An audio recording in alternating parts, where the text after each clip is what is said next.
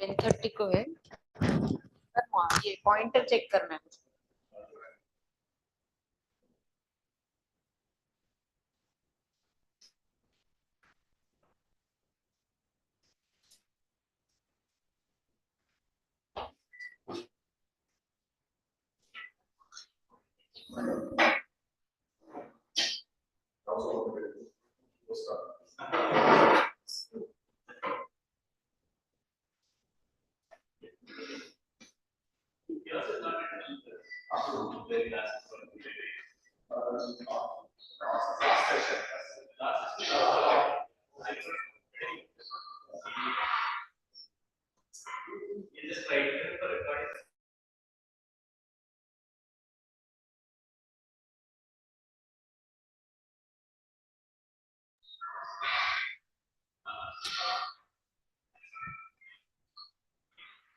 Pointer नहीं दिया, slide change कैसे?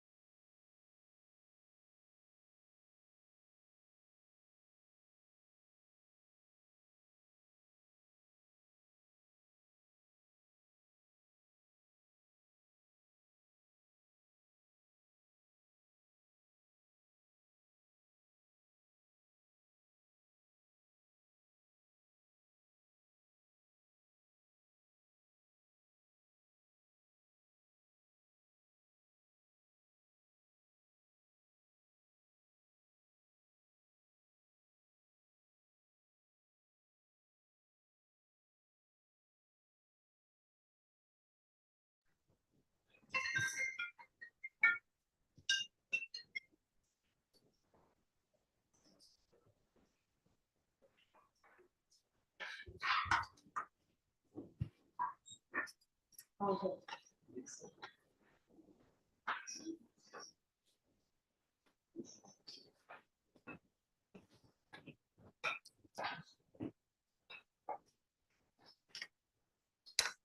second.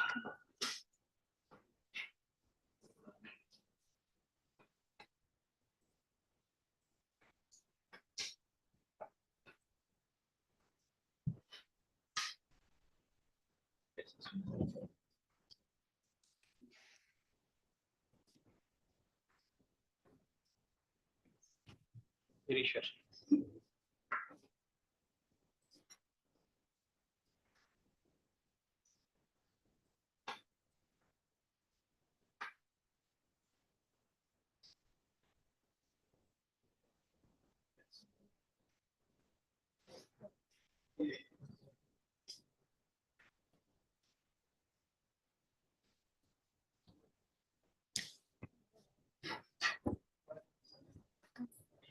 Some.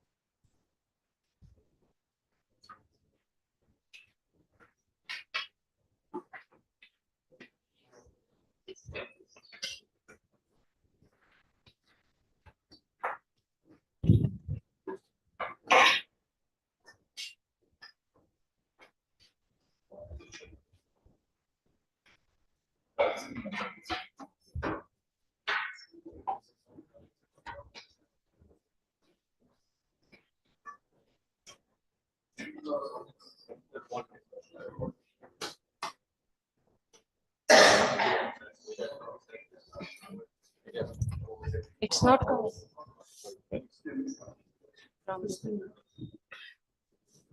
Yeah, yes. Thank you. Okay, so good morning, everyone. Sorry for the technical difficulties. So we are starting today's session with Bharti, who would be speaking about variables. So, okay. Good morning, everyone.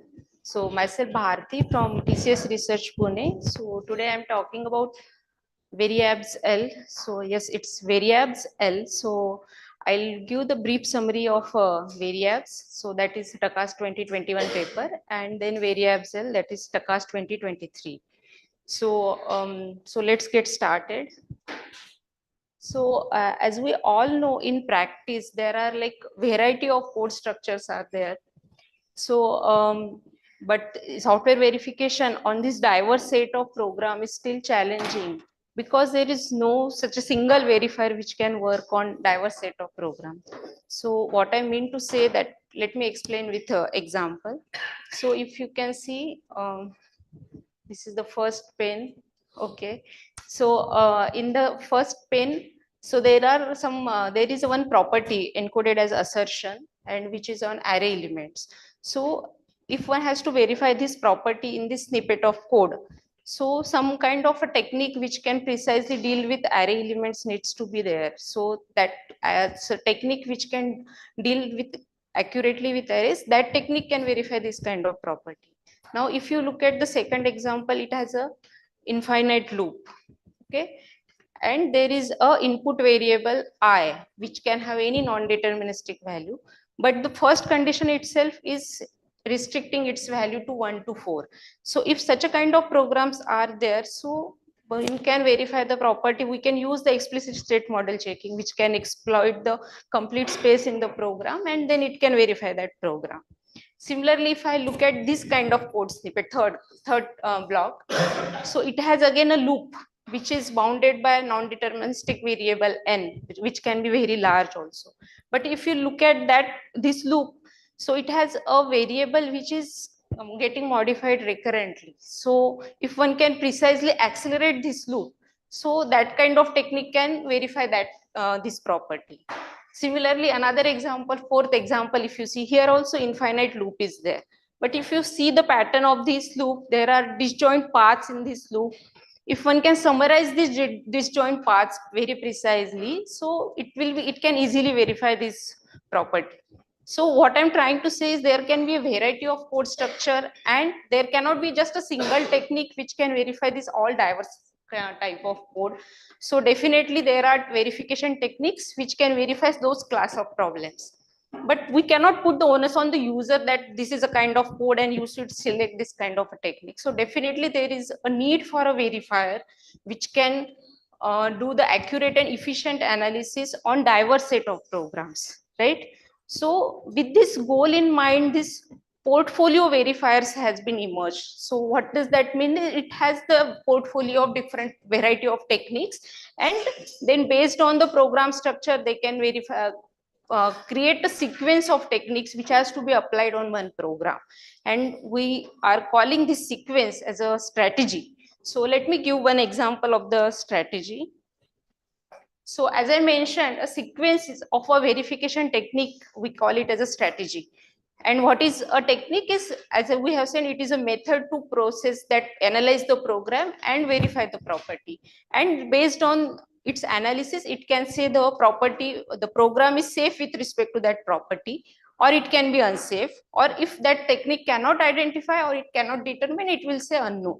So this is one of the sample strategy you can say. There are in the sequence, let's say there are array abstraction technique, loop acceleration, then explicit state model checking, and loop path summarization. This is, let's say, some sample strategy tool is giving. So input program will be given, and if a technique can verify the program, it will say, it will give the result, otherwise it will pass on to the next technique. So this way the strategy can work. But the main challenge here would be for a given program term, how to identify these strategies. Okay, so that this challenge gives rise to the variables. So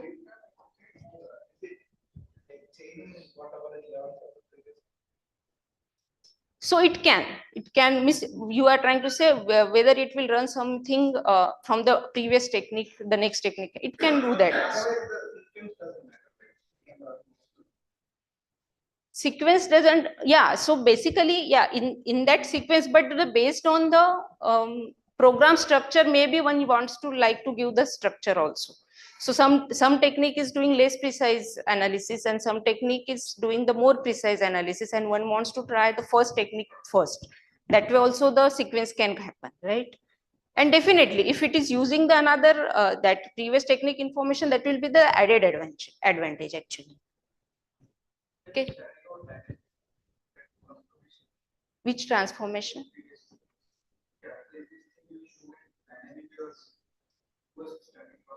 So yeah, so we will come to that basically. Yeah. So how one can come up with these strategies basically there.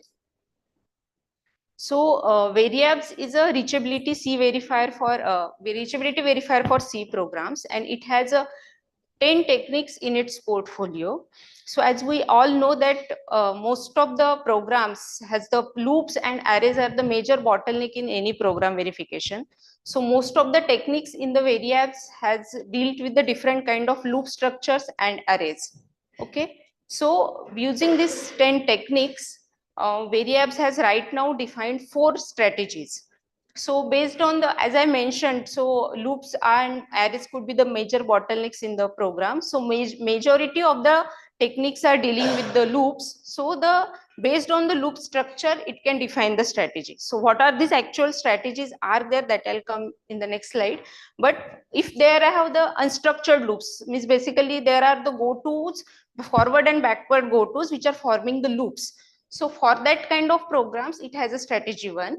And if there are programs which are modified, arrays are getting inside the loop, modified getting inside the loop. So for those kind of loops, programs, it has a strategy 2.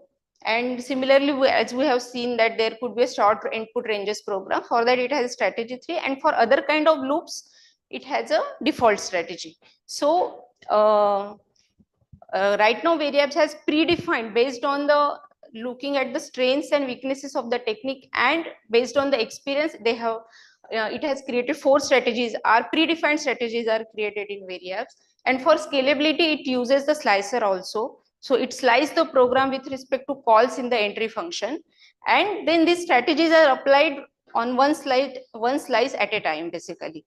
And then at the end, it composes the result of the slice. That means that if any of the slice has detected a bug or it has its properties unsafe, the then for whole program the property is unsafe.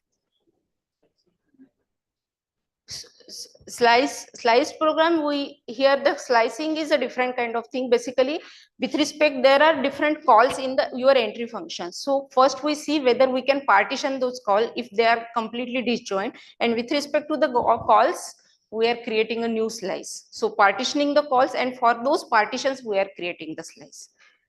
Okay, so right now I won't go into the details of that. If we need, we can discuss that slicing also in a separate discussion maybe.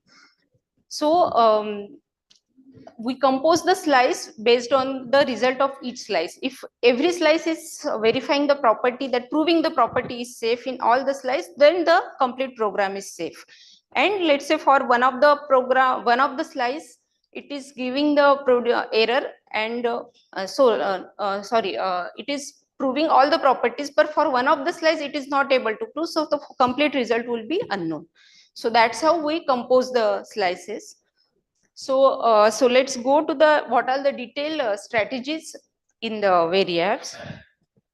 So this is a kind of a little detail architecture. So as in this talk, I won't go into the details of each technique actually. So how only the strategy is defined, I'll tell you. So in the first strategy, if those are unstructured loops basically, so it calls the K induction technique. For arrays, there are 3 loop abstraction techniques, array abstraction techniques we have. So that tries to verify the property on the sufficient array elements basically. So in this sequence, that array pruning, shrinking, and loop program induction is being called.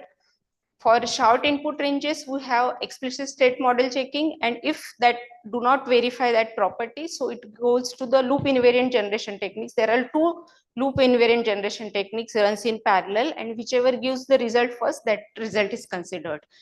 And in the default strategy, we have another techniques which basically in the increasing order of precision. So if you see the first technique being called in the default strategy is K-path interval analysis. So that is the extension of a standard interval analysis only, but there we are tracking the paths. So if want a very scalable analysis, but if we can compromise on precision, we call the K with the 1, and later on we increase the K also for other properties. So in this sequence, like first loop abstraction, then summarization, and then bounded k path interval with 500 path, and then bounded model checking we call. So here in the bounded model checking, we use the off-the-shelf bounded model checker, that is CBMC, and then K induction is called. So here in most of the techniques, what are the techniques here on this page? It is mentioned these are most of the techniques are developed by, explored and developed by Foundations of Computing Group in TCS Research Pune. So that is the this work is, and this variables is the outcome of a few years of research at our group, and each and every technique is separately published in well-known conferences, and most of those techniques are patented as well.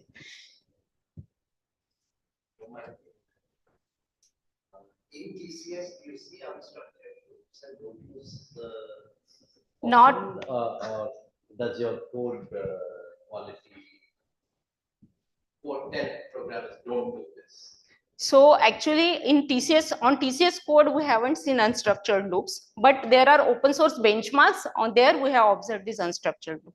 So that is not a very good practice of having unstructured loop actually.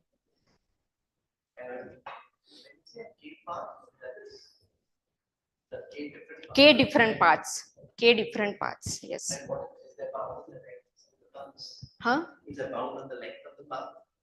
When you're doing the path analysis, key path interval Yes. Yeah. Choose the path length bound.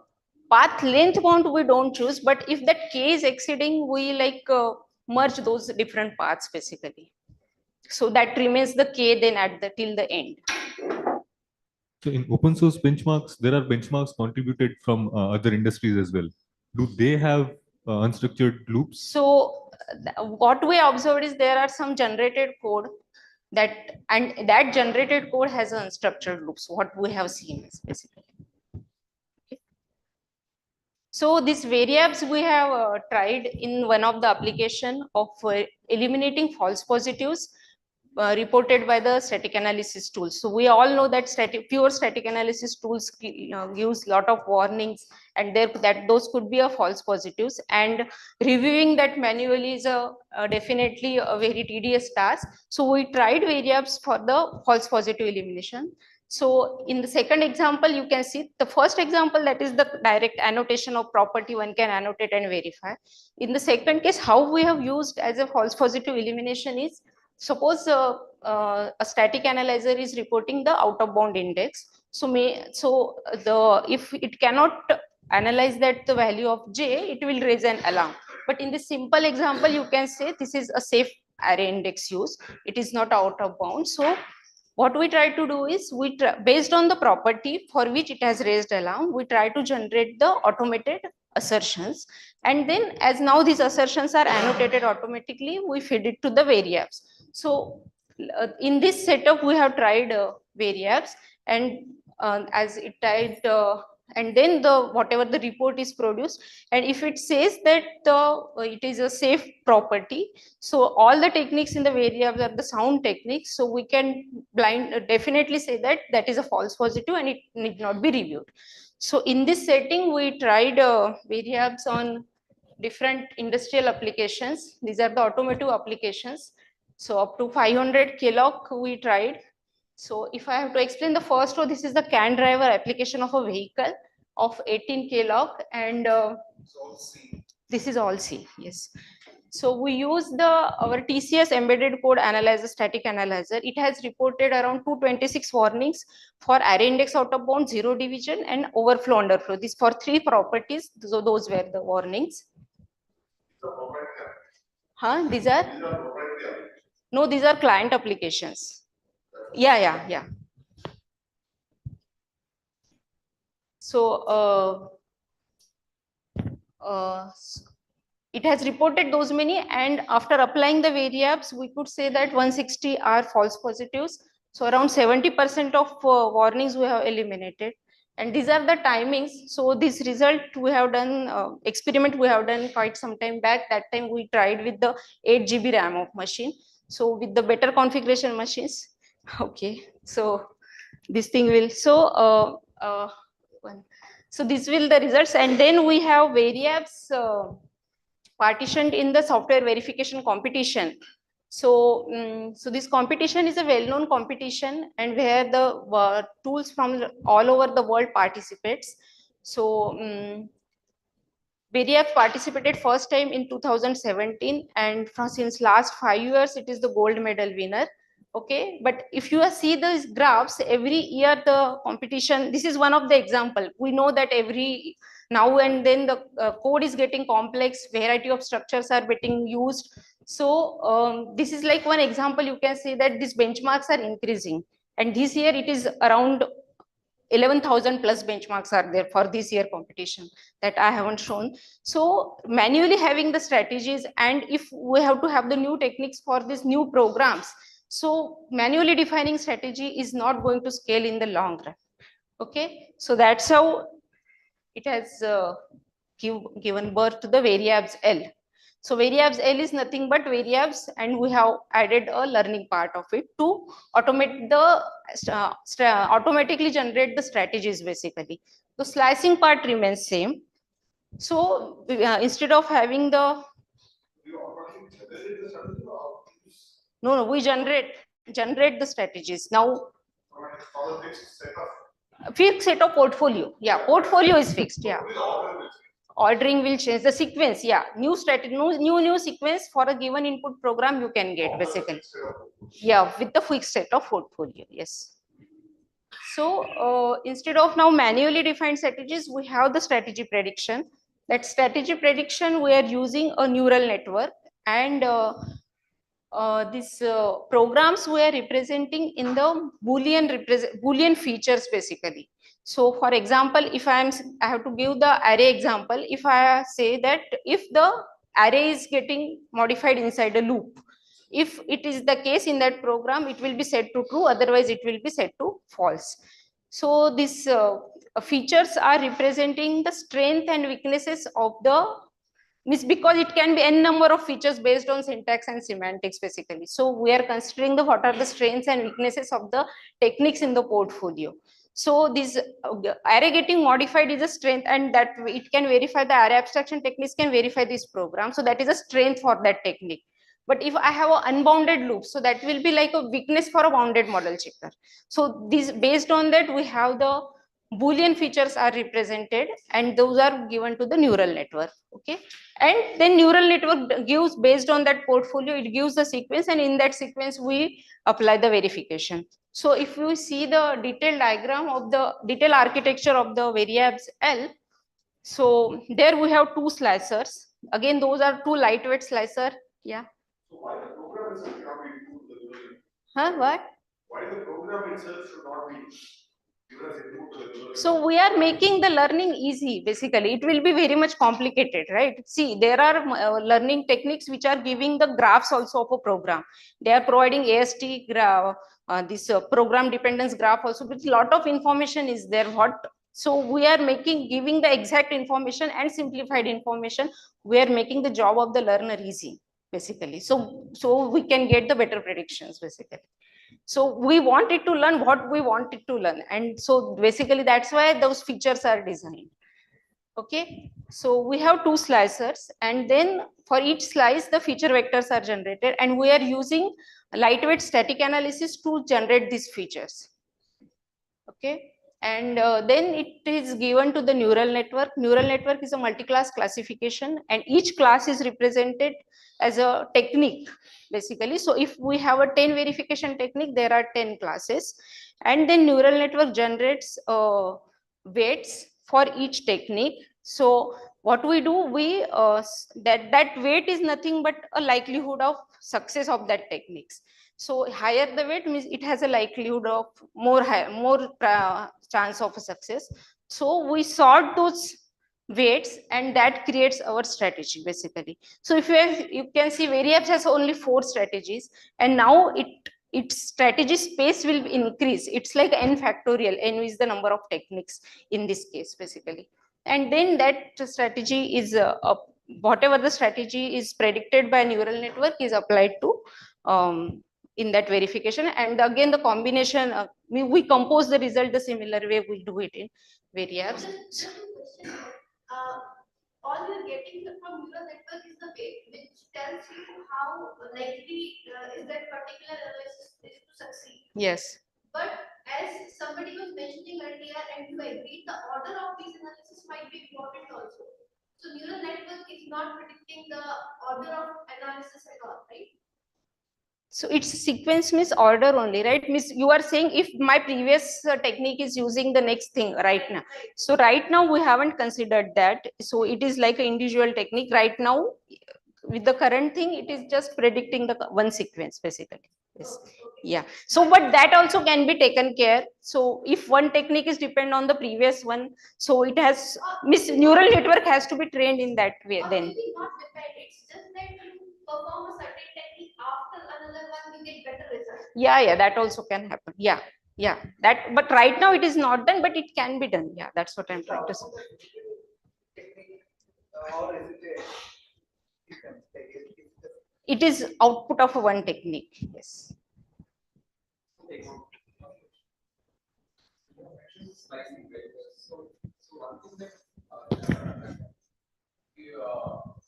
so when you are slicing the slice, or like each slice is independent of each other, or they are Each slice is independent of each other. If that can be done, then only we slice. Otherwise, we don't slice. So that analysis we do whether it can be independent slice. okay, and so all of those, so in all of them are independent slices. Any of the slices are unsafe. So are you saying that the whole program transformation is unsafe, or Whole program transformation is unsafe. That we are saying. Yeah, right. each slice will be Yeah, so see, the slicing we are doing with the static analysis, right? So there could be some over approximations we are considering. Okay, and with that over approximation, if we can determine if my slice is an independent slice or not, right? So for a user, it's a complete program. It won't, he is not looking at it as a slice, right? Yes. So for that, the Let's result. allow the speaker to conclude, please. Yes. Okay. Yeah. So we presented Variabs last year in the SVCOM competition. So it won the silver medal. And as I want to mention that we have trained this neural network only really small set of subset, that is only the 15% of the previous year's benchmark, that is SVCOM 22. It has a 5,400 benchmarks and we selected only 800, that is randomly. And so he Variabs is a silver, but Variabs was the gold medal still. So what was the difference is I'll just tell you. So overall Variabs verified 227 more programs. Variabs verified 227 more programs. Still why it was silver, that will come at the end. So it verified 475 more programs that Variabs could not, but Variabs verified some more programs which Variabs couldn't basically. So what we observed is that the technique, all techniques were not given representation in the training data because of our random selection. And the programs which was verified by Variabs, those technique itself were not present in our training data. That's why they got the lower precedence and they were predicted late in the strategy and they could not verify. Okay, and basically there were it was participated in SVCOM 23, so that there was altogether new set of programs were also there, but our training was on 22. Still it could verify many more programs from that new category as well. So we can say that whatever the automatic strategy prediction we are proposing, that is effective basically. And yeah, so there was some bug in our techniques that produced that 8 incorrect result, and there is a huge penalty in SVCOM for the incorrect result, and that's the reason Variabs was second and Variabs was first, even though it had verified more programs. So I want to conclude that basically we need a portfolio verifiers and automatic strategy prediction is needed. And this is the simplest and feature-based feature selection, and with the knowledge of strength and weaknesses of a technique is very effective way of strategy prediction. Yeah. So let's thank the speaker. So one quick question is that, let's say for example, competition, when you generate this sequence, Huh. are you also learning that for how much time you want to run each technique? Right now, it's not there, but that's in our future plan. Right now, we have decided for how much time one technique should run. That right now we are not, neither we are training and neither we are predicting for how much time that technique should run. And the time to learn itself, you to do it for every program, or you just do it once a priori before the competition? Before the competition, yeah. So I have told you, in 23rd we have trained on 22nd benchmarks basically, and that too very small set of benchmarks. One quick question last. Why would errors like the same errors? Those are not there in the variables. So there was some bug in one of the technique, and that technique has reported a wrong result basically, and due to that bug. That technique, yeah, in that what we have defined the predefined strategy, that technique was there, but in that strategy that technique was there. That's why the variables didn't give those wrong results basically. Thank you very much for the nice talk.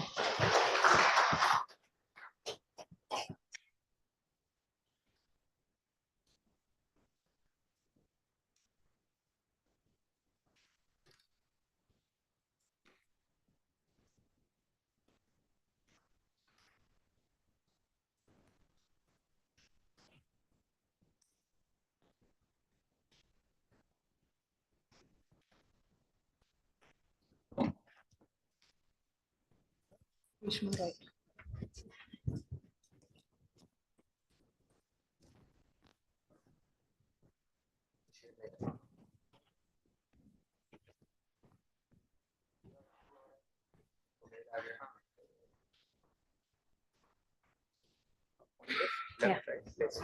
Okay, it's not right. Have you shared it? Yes. No, it's detecting. It's not shared. The slides are not shared on. Dual. Okay.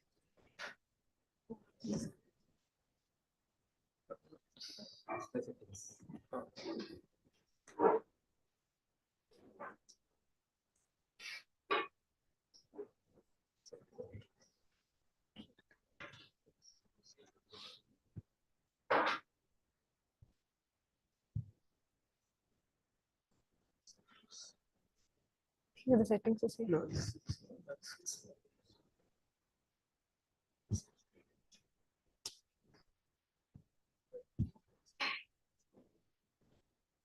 Ah, yes, yes.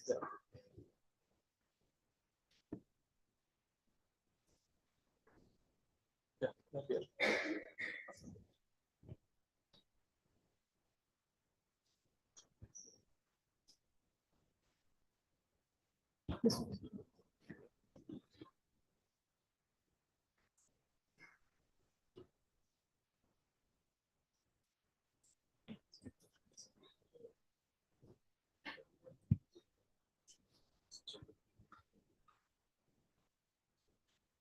Okay.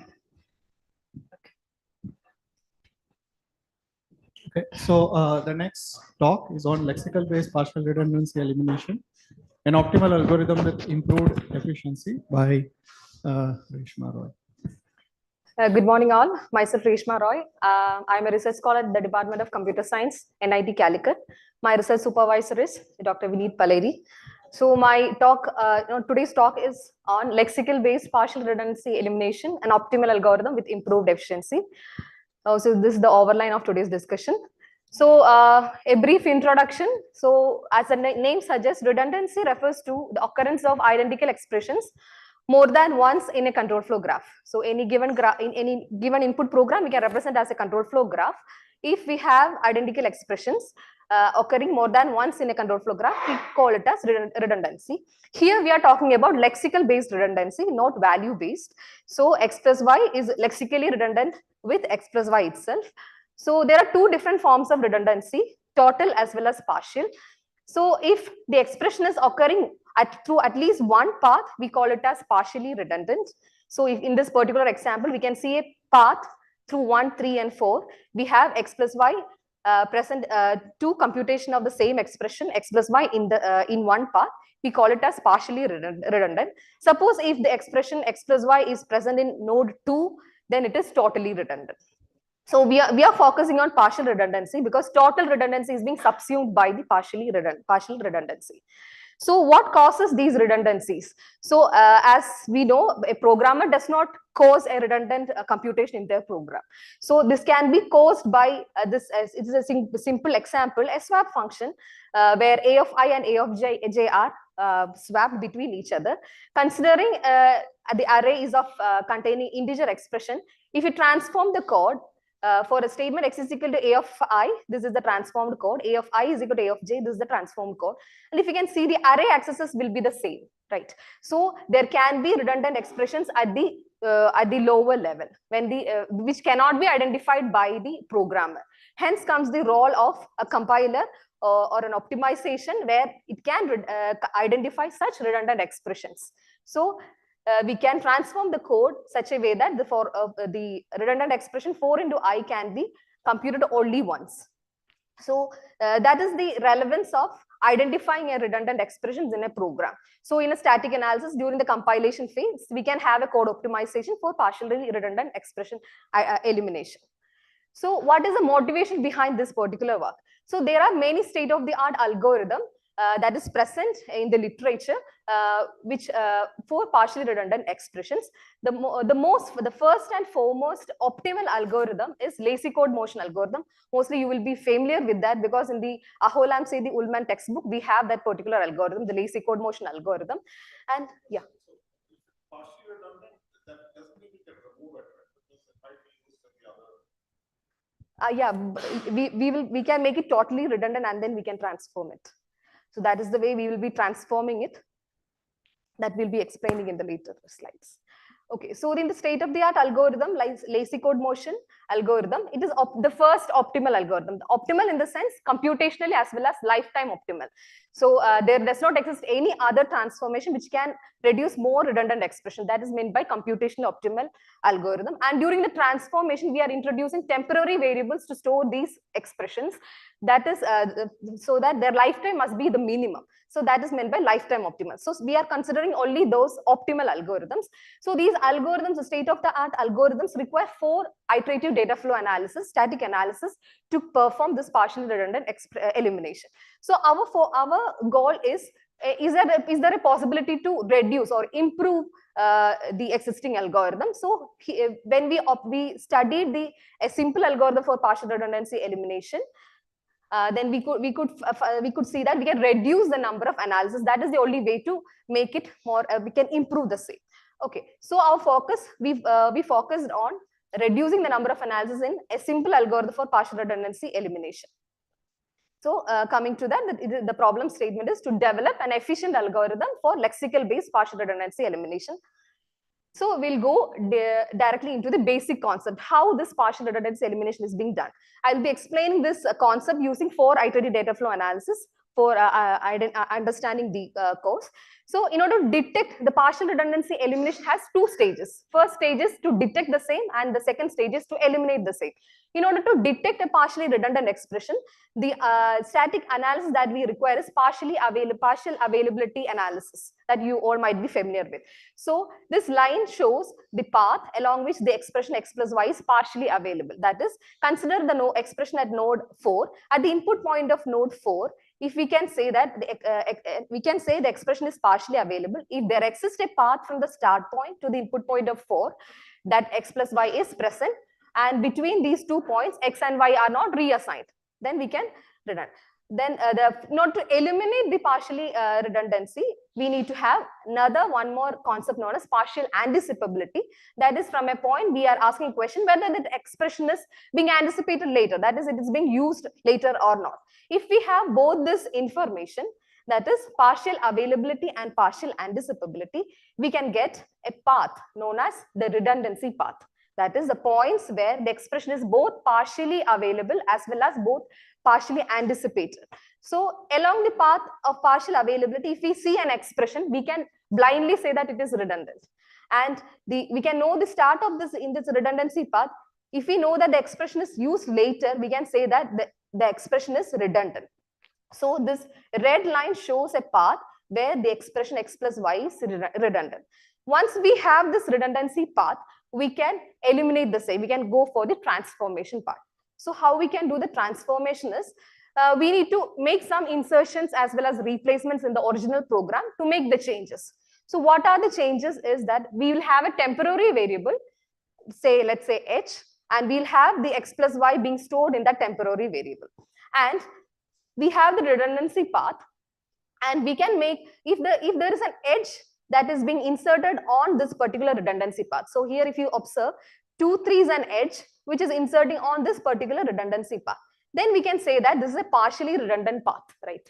So if we make an insertion here at the edge 2, 3, the redundant expression, the node 4, becomes totally redundant.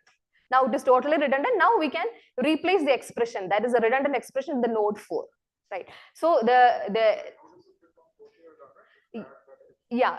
now along one path, the expression x plus y is partially available, right? Now when we insert this x plus y in this path also, all the paths from the start to the node 4, the x plus y is available.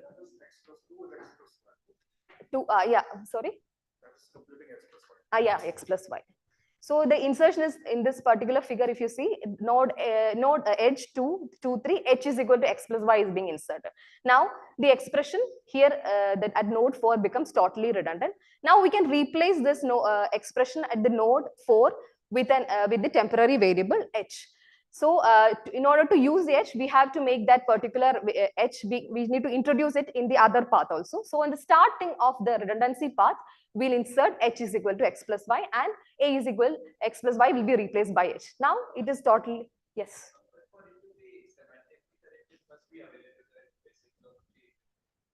Yeah, now yes, that's the next part. So consider this particular example, as he already mentioned. If we find a redundant path using the partial availability and partial anticipability, if we make an insertion, the original program is in the figure A, and figure C is a program after the transformation. We can see that it is not semantically correct. That is, along the path 2, 3, 5, in the original program, there does not exist an expression x plus y. It is being inserted, which is semantically incorrect. So we need to consider the fact that safety must be incorporated in the idea. Hence comes the importance of safety. That is x plus y. Consider this original program, along the path 2, 3, 5, x plus y is not present. But after transformation, we get we are making an insertion on this edge 2, 3. So we are changing the meaning of the program.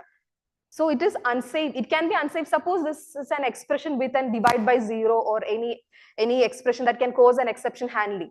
So it is completely changing the meaning of the program. So the transformation must satisfy the property that it have to be safe. So we need to incorporate the concept of safety into the partial availability as well as partial anticipability. That is, safety means a point is safe on an expression if it is either available or anticipated at that particular point. So in the same program, if you see, it is the node output point of node 1, it is partially available, but it is not safe partially available at the input point of 3. So we will not get a safe partially available path. Similarly, safe partial anticipability also, it is safe partially anticipated at the input point, but since it is not safe at the output point of 3 and at the node, it is unsafe. Hence, we does not get a safe path. Once we don't have a safe path, there won't be a transformation. So the idea is we'll have safe partial availability as well as safe partial anticipability, resulting in a redundancy path. Once we have the redundancy path, we can make the safe transformation. So the first step is we'll perform availability as well as anticipated expression analysis for safety. We'll get the safe path. Along the safe path, we'll compute the safe partially available expression analysis, and we'll have along the safe path, we'll have the safe partially anticipated expression analysis, which will result in the redundancy path, which will be safe redundancy path. And then after that, we can make the transformation. So what's new in the proposed algorithm is that we are the same idea, the concept is the same, but we are using only 3 unidirectional analysis. So how is that possible? How is that possible? Is that the first step, we'll perform the anticipated expression analysis as a first step. In the second step, along with safe partial availability analysis, we'll integrate available expression analysis also into that particular analysis. Okay, so we have safe partial available analysis. we have the information of safety of only anticipated expressions. We need to have the information of safety because of available expression. We incorporate the same into the safe partial availability analysis by defining a sophisticated confluence operator in the data flow analysis. So thus the idea becomes the first step is anticipated expression analysis. The second is safe partial availability analysis with availability analysis also incorporated into that. And the third, along the safe partially available path, we'll perform the partially anticipated analysis to finally result in the safe redundancy path. So that is the 3 steps. I can explain the algorithm if required. So we implemented the same in LLVM compiler infrastructure with in a system of the details given. And we took the spec CPU 2006 benchmark suite. Since it's an experimental analysis, we just, even though the number of LLVM instructions is given, the total number of LLVM instructions is this much, we just consider these many expressions only based on some, like we make some assumptions, only integers, unsigned integers and multiplication, only set of instructions only we consider. Just we need to compare the existing algorithm with ours. And we first check the precision of the algorithm, that is the lazy code Martian algorithm, and the ASPR is the other simple algorithm for PRE, proposed algorithm. We checked whether the number of redundant expressions detected are the same, and we could see that the number is the same. And we just checked, even though we just identified the points of insertion as well as replacement, we didn't do the transformation part. So we just compared the points, whether the points of insertions for the transformation are the same or not. And we could see that it is the same. And we check the time complexity using the LLVM time pass utility and just compare the time to just see, even though theoretically we are clear that when the number of analysis is reduced, the time must be reduced. For a support of experiment, we just compared the time and we could see an average time reduction in the proposed algorithm compared to the other 2 algorithms. Yes. So, yeah. This is the runtime time are the analysis, not the binary constraints. Yeah. So my question here is, Yes. given that in the past you are reducing the number of applications, that's fine. Yes. The cost of a branch predictor, branch has gone up, right? Because each party has now more number of instructions. No, the number of instructions won't be increased. It will never be increased, because the idea is it is computationally optimal. That is, we will not introduce more instructions along any path. The redundancy will be reduced. So in the example, if you observe, even though we are inserting along the right path, there was an expression already being computed along that path will be executed. Like if the path will be executed, there will be a computation of that expression. We just move the position, that's it. So we no more number of instructions won't be present after the transformation.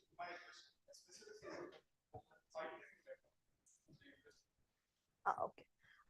So for the selected set of benchmark, we have 39% of our LCM as well as 33% of our ASPRE. And to conclude, we proposed a new algorithm for PRE, lexical-based PRE, with 3 iterative data flow analysis, which is both computational and lifetime optimal. They are correct. It is more efficient than the other PRE algorithms. Thank you.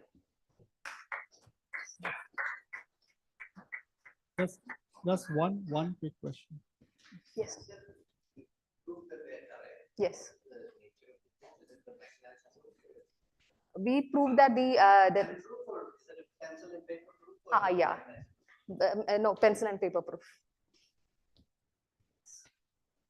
Extend this. Yeah, thank you.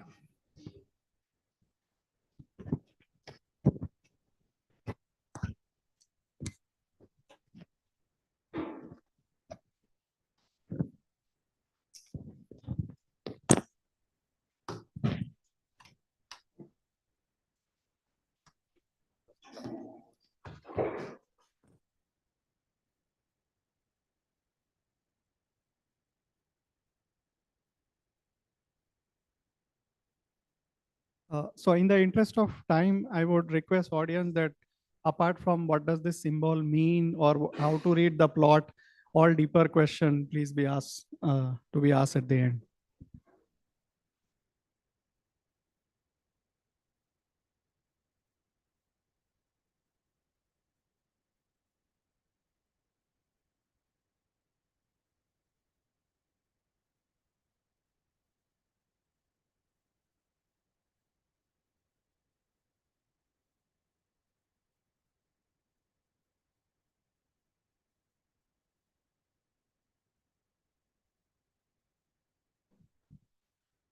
Okay, so this is the last talk for this particular session.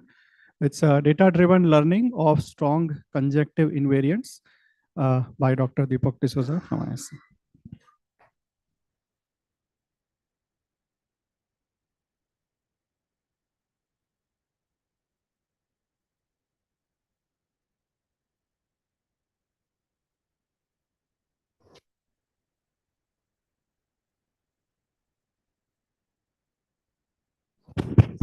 Okay, thanks, Saurabh.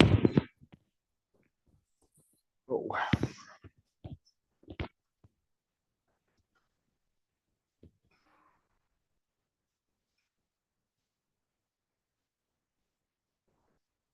Press this. Okay, so this is some work jointly with my MTech student Avkesh. So he was supposed to present the work and unfortunately couldn't come. So I'll try and fill in for him, and I'm sure I won't do as good a job, but let's see. Okay, so this was accepted at presented at FMCAD earlier this year.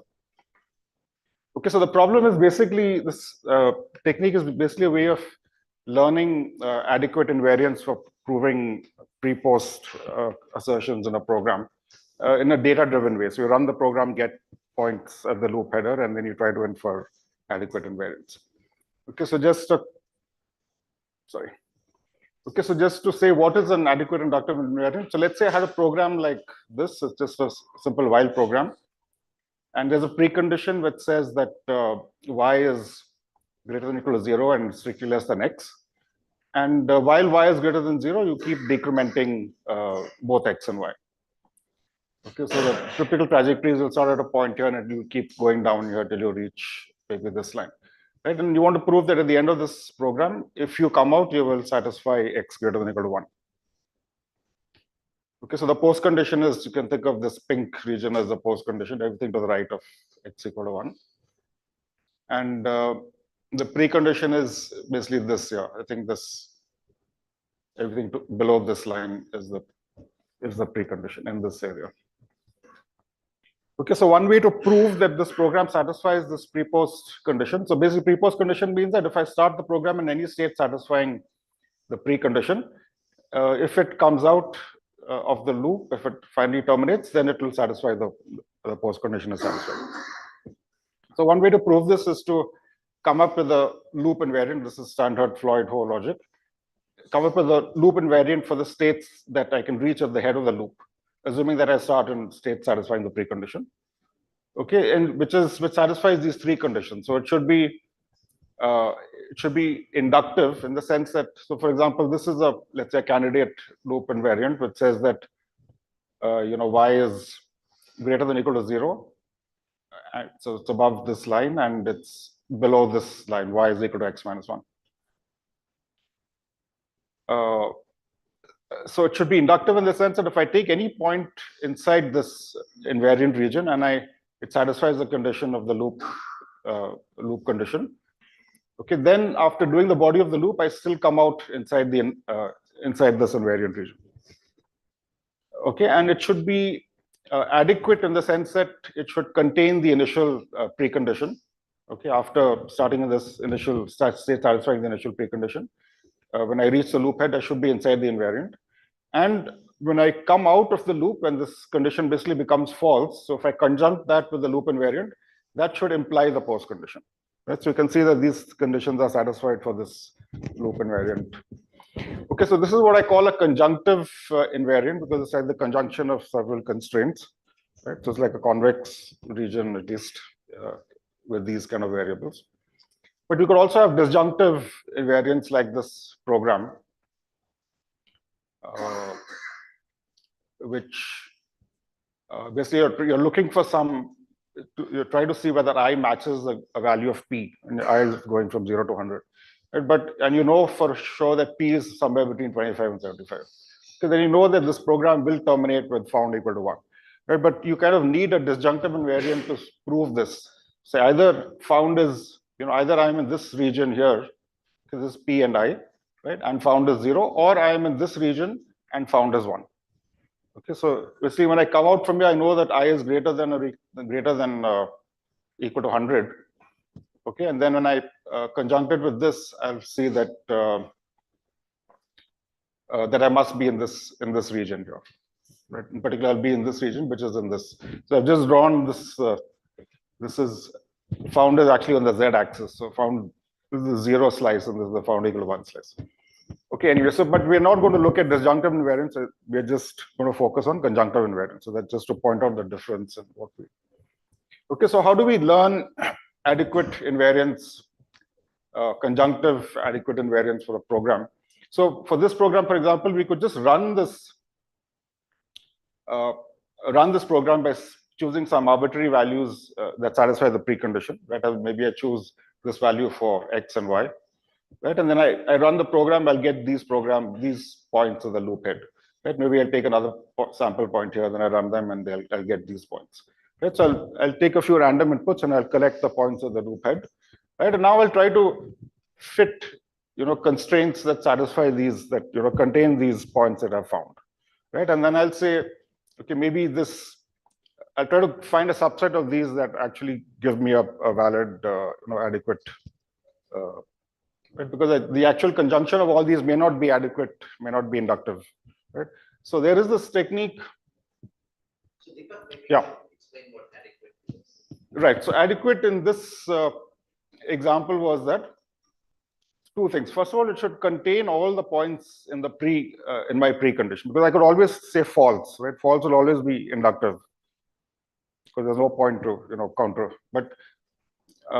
But it will not be adequate because it doesn't contain the pre-points. So it should contain the pre-points. And second condition of adequacy is that when I come out of the loop, right, assuming that I'm in the invariant and this loop condition is false, that should imply the post condition. That should apply the post condition. So these two conditions are there for adequacy. Okay, so this Houdini algorithm is a well-known way of, an efficient way of finding a subset of. You have a bunch of constraints, and you want to know, is there a subset of them which is conjunctively, is there a subset of them which is adequate and inductive for a given program? And so basically what it does is so let's say these were my constraints that I found, this blue line below this, these constraints I found which kind of capture my data points. Then, so what this Houdini algorithm does is it first checks which of these are not satisfying the precondition. Right? And so, for example, this line doesn't satisfy the precondition because I could have points here. So it says drop this. Similarly, this line also doesn't satisfy the precondition, so you drop it. Okay, now you're left with these two constraints. And now you ask, is this adequate to prove the post condition? So I'll check if I conjunct the negation of this, do I get what I want? And it does. So now it says you check whether this thing is inductive. Right? So I say, assuming that I'm in one of these points and this loop condition is true, and I do the body of the loop, do I again come back in the within this V region? These lines, yeah. So as I said, I've got these data points here by running the program. So somehow I'll use some technique to find constraints that satisfy these points. Okay, I'll come to that. That's the main thing that we do. Okay, but anyway, this Houdini techniques is an efficient way of finding the strongest conjunctive subset of this set of constraints that you've got, such that it is also adequate to prove your program. Yeah. Why not just take all the constraints? Right. So for example, if I took all these constraints, then it will not be adequate with respect to the precondition. Right. This saying that I'm below this line violates my precondition.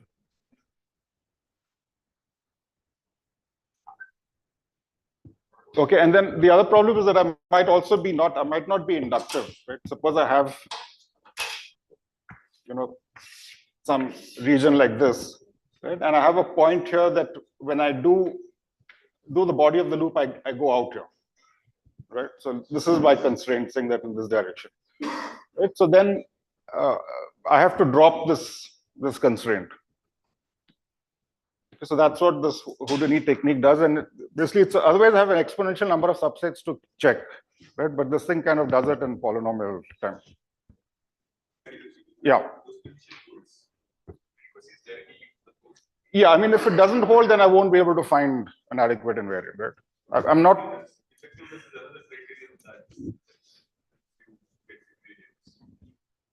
I want both inductiveness and adequacy. So if this, but generally we'll be looking at things where it does hold. Yeah. Right. Yeah. And the capital C. Yeah. And then find the subset of. Right. Find the strongest. Yeah. The largest subset of C whose conjunction is adequate and inductive. Yeah. Okay. So anyway, so this is basically this tool that Arkesh built, which he calls LPGen. Okay, which takes a program like the one we saw and generates the data for it by running, by tracking the values of the variables of the program at the loop head. So you might get a table like this for, let's say, 3 variables, 4 variables of program that's there on the next slide.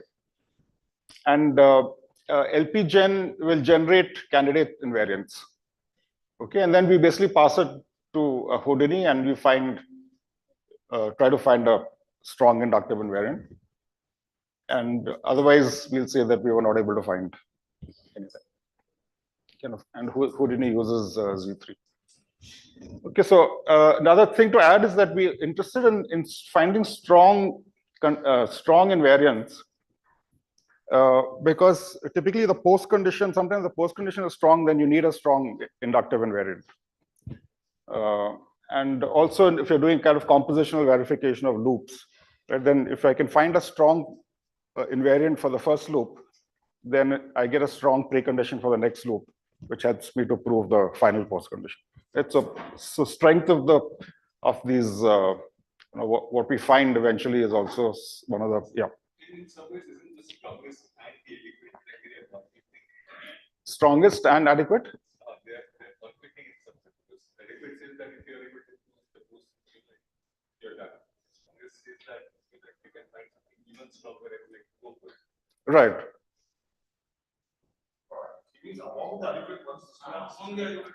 Right. So we want it to be adequate, we want to be inductive, right? And among that, we want the strongest. Yeah. 5 minutes, okay. Okay, so basically here's just to illustrate his technique.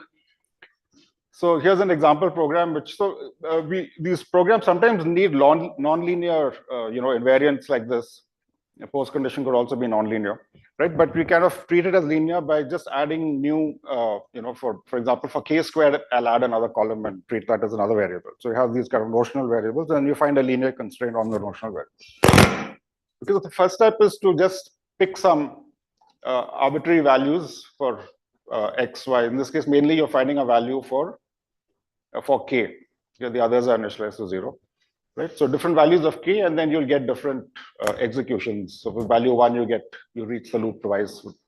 2, you reach thrice, and so on. Okay, so the first step is to kind of pre-process this data and find simple constraints like if y is if 2 variables always have the same value, like in this thing. Right, so if I find that in my data set these 2 variables always have the same value, I'll add this constraint to them. Okay, so there are a bunch of such basic things like this. The other thing is the user has to give a degree of, like in that, for this example, I might need k squared. So the user has to tell us you take this degree for the kind of terms that you consider. So we'll generate all these 2 degree terms and add them to the data set. Yeah. Data just so randomly, actually this was manually done. We choose initial values for them, but we'll use the same initial values for all the other techniques also that we compare with. But yeah, that is manually done to get a good coverage. Okay, so there are 2 things, the main kind of constraints that he generates, which are equality constraints. Okay, for example, like in this program, we needed something like this one here. Okay, that basically x by 2 is equal to y plus y squared. Because x is kind of getting the sum of y as it goes from 0 to k. Okay, so how do we generate these equality relations between 2 variables? And that is using this linear regression technique, which basically, tries to phrase this as an optimization problem, right? Try to find, weights for these variables such that k is always equal to a combination, linear combination given by those weights of these other variables. Okay, so in the first one, he tries to find this for k. He tries to find this constraint here, and he finds the linear regression technique gives him this values, which is actually not useful because this kind of doesn't fit the data. This minimizes the error, but it doesn't fit the data, so he discards this. Right? Next, he tries to find a relationship between x and the other variables, right? And then he'll find this one, right? And just because this fits the data, he'll keep this. Okay, so he'll get a constraint like this in the invariant set. Okay, then there is some further feature selection regularization which it does, which I'm not going to get into. And finally, yeah. That's the strongest one that can get that directly comes from linear. So for this is just equality, so there's not much choice. I mean, either these things are equal or not. But for the inequalities, there is some leeway. Yeah. So the other thing is trying to find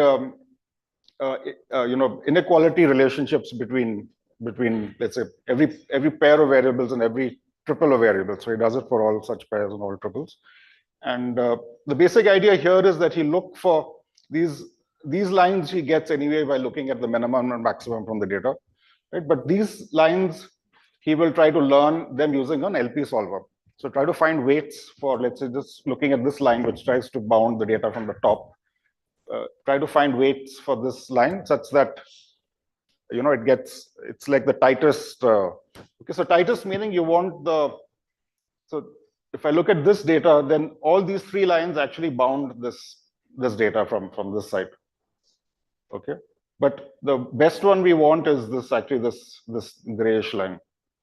Okay, and if you look at that, the things that matter here are the y-intercept, right? This blue line has a higher y-intercept than this guy, which is 0. Right? So go towards a lower y-intercept, and also go towards a higher slope. The more slope you can, lower slope, right? The lower the slope, the better. Okay, so he basically sets up a kind of LP problem where he tries to, minimize these weights, which gives him good, lower slope and lower y-intercept. There's a bit of a hack because we can't directly phrase the fact that I want, W1 by W2 to be a minimum. Okay, so anyway, this is where the LP part of the thing comes in. Phrases this as an LP problem where I'm trying to learn the values of W1 and W2, subject to the fact that these constraints, all the given points should satisfy these constraints. So that's what helps him to get these tight bounds. Okay, and then finally, from the bunch of constraints we have, we apply Houdini, and hopefully we'll get an adequate, strong. Right, so we compared these with three other well-known, tools that find these kind of constraints from data, DICON, DIG, and this GCLN tool, which is a neural network-based tool. Okay, and we did the same for all of them. We took all the programs in these benchmarks. There are about 104 programs totally from various SVCOM benchmarks. Some of them needed nonlinear invariants like this. This needed a mix of linear and nonlinear invariants. Okay, and out of these, we were able to find adequate invariants for about 100 of them using our technique, LPGen, whereas using these other techniques, we were only able to get up to 70 or so. So yeah, so I skipped over that feature selection. So that's in this linear regression. You want to find a subset of the variables which are kind of relevant to the variable you're looking at. And this helps. So in some cases, if I don't use linear regression, this is the number of cases I can solve, number of programs. But for this nonlinear programs, we get some improvement for using the feature selection. It doesn't have nonlinear invariants, but as I said, we are adding those. User specifies that degree, like that value 2, and then we add extra variables and track those.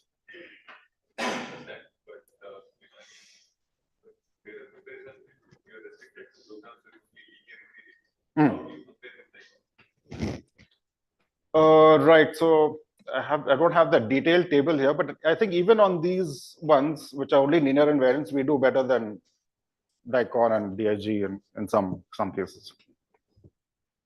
Okay, and finally, we compared the strength of what we got, right? So after using Houdini for all these, using the base set of predicates that constraints that these tools got, we applied Houdini and we got our adequate invariance.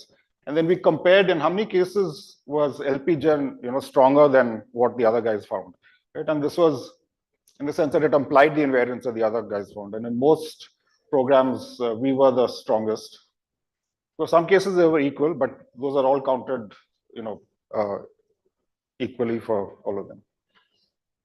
Okay, and in terms of time to find the invariance, we were the slowest, but about, I think, 5x times what DICON took, which is the fastest. Okay, but roughly about 8 seconds on the average for each program. Okay, so I'll stop here. And I think this tool can be accessed from this GitHub link. So one question that I have is that you are solving this optimization. So like, what about convex hull? So let's say that you have Right. So this DIG uses a kind of convex hull approach. Okay, but I think one problem with convex hull is that it takes exponential time, and it might be it's not very efficient to do. Otherwise, convex hull would give you a very tight constraint. And so DIG uses some combination of, I think it restricts the number of variables you look at and then tries to find a convex hull. So it uses some form of that. Okay.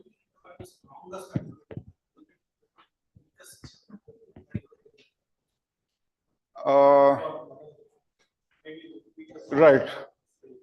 Right. So the thing is, here we are not looking at the post condition, right? We're just looking at the precondition and the program, and we're trying to generate constraints. Right now, if your post condition is very strong, then a weak invariant, I can always take true as my invariant. That's always with respect to the precondition, it's adequate and it's always inductive, right? But I may not be able to prove. In our tool, we are just looking at the pre and the program and generating. And also, if you have like sequential loops, I have one while loop followed by another while loop, precondition here and a post condition at the end, right? So I'll first try to find a post condition for the first loop, right? So if I get a strong post condition there, then it'll help me to prove. If I get a very weak post condition, I may not be able to prove the final post condition. Start from post condition. Right. Yeah, you could. Yeah, you could do that, but then how do you find weak preconditions? So that you have to ask the bunch. Okay, so let's send the speaker. Thanks. So yeah, the next session is supposed to start at 11:45, but we'll probably break for 5 minutes and come back. Request the next speaker to start setting it.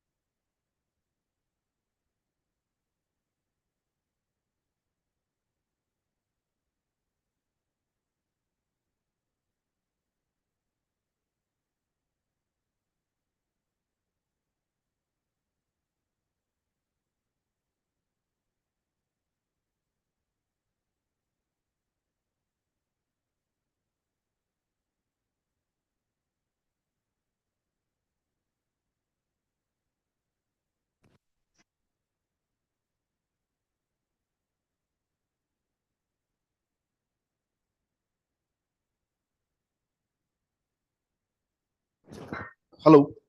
Yeah. Thank you. Okay, welcome back to this last session before lunch. So we have three completely unrelated talks in this session, Evan. Programming languages. Yeah. Okay, so the first is by Ravindra Mehta from TCS on program non-termination. Correct. Hi. So I'm Ravindra Mehta. This is a joint work with all the people who are listed there. Yeah. So what is our problem statement? Given a sequential program, is there at least one path in the program that does not terminate? Okay. If there is at least one path, one feasible path in the program that does not terminate, then you call it as non-terminating, right? So now we'll look at some of the state-of-the-art tools which are published over the last 1 decade roughly. There are so many tools. I mean, one of the ones that has been traditionally the best among all the tools is UAutomizer by Matthias Heisman, Andreas Podolsky and co, which was first published at CAV 14. And after that, there are many updates to that. Over the last 10 years, UAutomizer had went through a lot of updates, but that's the one of the best tools out there. What it does is, given a program, it decomposes the program behaviors into separate automatons, and then it tries to check whether each of those individual automatons, if they satisfy the property. Similarly, there are a bunch of other tools, CPI checker, which does predicate abstraction plus program analysis plus some dynamic adjustment of the precision. For example, if you are tracking the values of the variables individually, and if the number of values which you are tracking crosses some predefined threshold, then it might switch over from value tracking to predicate abstraction at runtime. So that is that dynamic precision part. Oops. Yeah, similarly, 2LS prime, Peter Strammel, who had given a talk some time back in the Indian formal verification seminar.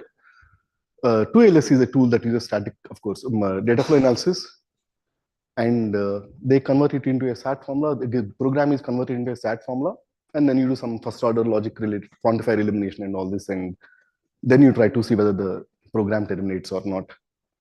There is other tool called as approve, which uses symbolic execution to translate into something called as an integer transition system, and then you just Z3, MathSat, and a bunch of other backend solvers. Similarly, there is something else called T2, which converts a given program, C program, into an LTL formula, and then uses Z3 to find ranking functions. I mean, a program terminates. There is this folklore theorem which says that a program terminates if and only if there exists a ranking function. But the catch always is, how do you find the ranking function? This is not very clear. So they propose one method to find the program ranking functions. Then Dynamite is, which was published in UPSA 20. What it does is, using some kind of bounded model checking, it tries to see where the program terminates, but if it gets a counterexample for a bounded termination check, it uses that counterexample to see whether from that counterexample you can prove non-termination. Similarly, if you are making a SAT call to see if the program does not terminate, but you get a terminating trace, from that it tries to see if it can compute a ranking function so that you can prove that the program terminates. So it does this alternation. I mean, whether you check for termination or whether you check for non-termination, once you get a counterexample, that counterexample you try to use to learn the other side. I mean, if you get a counterexample for termination, then you try to see if you can learn non-termination and vice versa. Similarly, this BUBAC, which is a very recent tool by Mark Chalupa and Tom Hensinger, it uses something called as cooperative analysis. This is, I don't know, basically this is somewhat similar in spirit to what Bharti was talking about this morning about portfolio. But just that in Bharti's very apps, the sequence, the techniques are applied in a sequence. Whereas here in BUBAC, the techniques are run in parallel. Okay. And these techniques, they keep on exchanging information. What kind of information?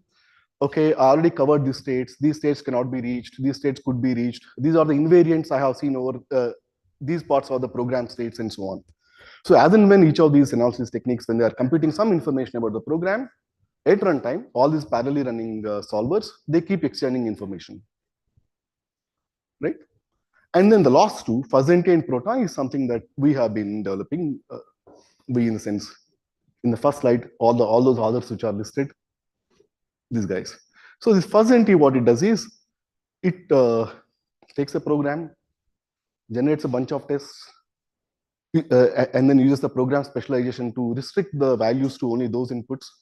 We'll see some examples of that. And then tries to, and then uses abstract interpretation to prove non-termination. The last one, Proton, which we are working on right now, it's nearly complete, is yet another technique to prove program non-termination. But this uses this notion of recurrent sets. We look at some examples of these, right? So those things which are in bold, I hope I have bolded them: uAtomizer, fuzzNT, and Proton. These three we'll look at in this talk in a little bit of a detail. So this slide will tell us how does, just to understand what are these automatons and how do you decompose the program into a bunch of different automatons. Suppose, take a look at that program on the left-hand side. This defines a corresponding automaton, wherein the alphabet in the automaton are the program statements, right? So this automaton, for now, just trust me that this corresponds exactly to the original program. Now, this automaton is decomposed into two different automatons with respect to the property that you want to check, which is here, which is SRP is not equal to 0. This is the property you want to check. So now this is decomposed into two different automatons. One in which from P not equal to 0, you try to go to P equal to 0, but all assignments in between should be the alphabets, which are the program statements, everything except P equal to 0. That means it says that you have to go from P not equal to 0 to P equal to 0 without assigning 0 to P. Of course, this is infeasible. So, and hence your property does not get violated in this case. So you divide the program into, similarly, this is the other case, right? This case wherein, P equal to 0 assigned only under this condition. So in this case, N has to be 0. So that is this one. From N equal to 0, then you can do any kind of assignments to N, and then N minus minus, right? But then your N has to be greater than or equal to 0. And even this condition turns out to be infeasible. So you say that no matter what, P equal to 0 is always infeasible here, and hence P not equal to 0 always holds. Right? Syntactically, this should be assigned 0 to 1. It's just literally that. Yes, yeah, literally, basically correct. All these alphabet, these are statements in the program. That statement should not execute. Does your languages allow for agency? Yes, yes. They do it for C program, C++ program. Yes, right. So sometimes a simple program may lead to many different automaton because of more complicated program structures. Right? Yeah, uAtomizer is perhaps currently the best verifier out there. If you have to pick one, perhaps you should pick uAtomizer, because it works not for just termination and non-termination. It works for very many properties of the program. Okay, fine. There are all those tools which are listed in that slide, with the exception of the last two, which are built by us. So then all these papers were published over a decade, and then suddenly in FSTTCS'23, there is this paper says large-scale analysis of non-termination bugs in the real-world software projects, right? All the open source software projects, but they are real-world in the sense that these are heavily used by people around the world. Yeah, servers and VLC clients and things like this. So these guys, they studied over 1600 C++ projects, which includes XOR servers, VNC clients, MPEG handlers, and so on. They manually for about 5 months, some two guys sitting together, some two PhD students sitting for 5 months and looking at all that code, and they figured out that some 30% of the program have non-termination issues. And they analyzed whatever, and then they said that fine, and what kind of, fine, there is a non-termination error in the program, but what is happening because of it? So they are seeing that mostly whenever there is non-termination, it is leading to either system unresponsiveness or the denial of service attacks. Yeah, so that's the bad impact of the non-termination. And then they evaluated some of these state-of-the-art tools which I mentioned in the previous slide on them. Okay, and what are the results? the results look like this. I mean, they compared in particular these 5 tools: Uatomizer, CPA Checker, 2LS, APRO, NT2. All these are tools that did very well in this SVCOM competition, which is very much talked about today. But fine, I mean, these are working well on these competition benchmarks, but how well do they do in practice? I mean, on these open source software. But then when you run the tools directly on open source software, these tools have a lot of tooling errors, so they don't work very well. So they converted the open source errors by using simplified programs or the original programs, right? And then what they observed is this. I would say look at only this, okay. Look at only the tick mark number. So I mean, basically the tick mark is where the tool could correctly identify the termination or non-termination. The cross mark is where the program incorrectly identified. That means the program is terminating, but the tool says it is non-terminating, and vice versa. And the star is unknown. So if we see for Uautomizer, the best tool, on SVCOM, it has a success rate of some 71%, whereas on the open source software, it drops down to 47%, right? Similarly, all the other tools, CPA Checker, 48% to 33%, 2LS, 44 to 26, APRO, 50 to 31. So all the tools, I mean, they're effective, I mean, their ability to correctly identify, their ability to, I mean, how many programs are you able to identify correctly as terminating or non-terminating? This is dropping down.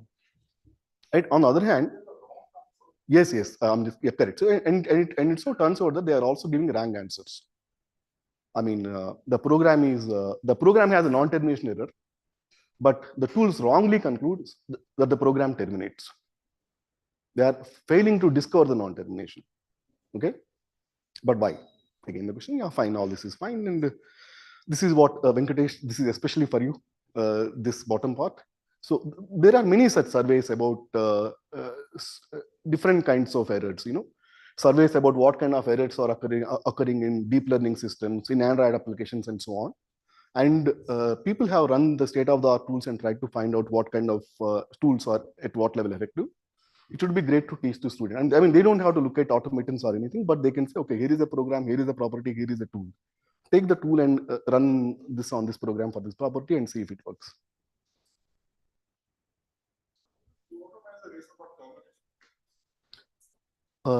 It tries to compute the ranking functions.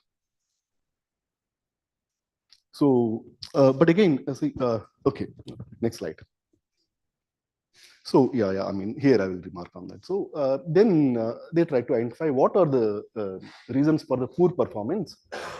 And what they discovered is that these kind of programming features, I mean, in the case of pointer analysis, if there are pointer manipulations or recursive calls, arrays, these kind of, they try to identify what kind of programming features are causing to or leading to these tools not performing very well. Okay. But then here I mean, the authors mentioned in the first slide, we try to see, fine, programming features is fine, but why programming features are causing this? So it turns out that all these tools, they have these underlying assumptions, such as the kind of analysis that you use. If it is imprecise, of course, if you, this golf is a technique that tracks only one level of pointers. I mean, star P is fine, but star P is not fine. Star P becomes, you know, flow insensitive. You become flow insensitive, context insensitive at star P level. So that kind of underlying analysis imprecisions and the underlying assumptions. For example, most of these, pretty much all the tools, they assume that the integers are unbounded. Okay. Whereas in the real world programs, integers are never unbounded. You might have 32-bit, 64-bit, 256-bit, whatever, right? But they are always bounded by some finite number. For example, if we have a loop such as I is equal to 0, while I greater than or equal to 0, I plus plus, I equal to I plus 1. On let's assume I is a signed integer. So if you run this program on any computer, this is going to terminate, because once you hit upon the max number of bits, I will overflow and then it will become a negative value. So I greater than or equal to 0 would be false and the program will terminate. Whereas if you are assuming unbounded integers, I plus plus will run away to infinity, if there is such a thing, of course. So it's because of this that Uautomizer kind of tools, they are reporting false, I mean, incorrectly reporting non-terminating programs as terminating or vice versa. Yes, correct. So it's not a problem with the tools, because the tools very clearly, so that shows that there is a mismatch between these notions which are assumed by the tools. If the tools have to be used in the real world, then there is a discrepancy between the real world semantics and the formal semantics assumed by the tools. And some of the other reasons of this, not incorrectness, but inability to crack some of the real world programs, or the underlying assumptions which are made in these tools. For example, many of them, they only look at certain kind of lasso structures for identifying non-termination, or for computing ranking functions, you assume linear loops and so on. So if a program has non-linear loops, then some of these techniques, they might fail to compute the ranking function, and hence they may not be able to prove termination. So fine, this is a programming feature dependence. And in the industry, we are asked, I mean, okay, all these tools work for C programs. How long C programs? Why don't you prove termination of Java programs? Why don't you prove termination of Python programs and so on, right? So, but then already for C itself, the tools have lots of issues, underlying analysis imprecisions, unbounded integers, and and the exact structures used in the program for programming and all this. So now, if you have to develop similar tools for other languages, it becomes madness, right? I mean, every year now, these days there is Rust and whatever, right? I mean, more and more programming languages are coming up. How many programming languages can you keep building tools to for the rest of your life?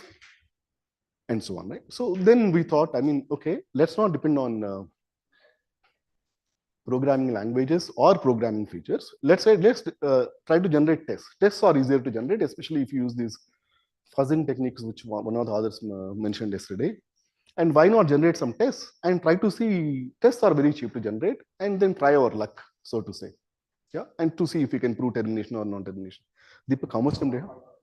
5 minutes more, yeah. So then, using abstract interpretation, of course. So here is a program. This program does not terminate. Suppose initially suppose S and J equal to 129 here, and J equal to 5 on this line. So that means J is not equal to 1. So this condition is always true.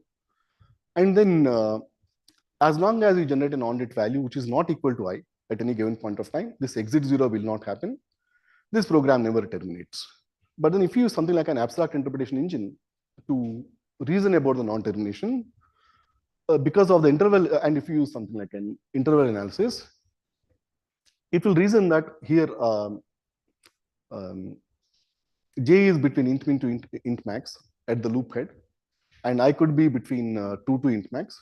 So because the abstract interpretation engines reason that J is between int min and int max, consequently J equal to 1 is also possible. That means you can use the loop exit. But then J not equal to 1 is also possible. That means loop entry is also feasible.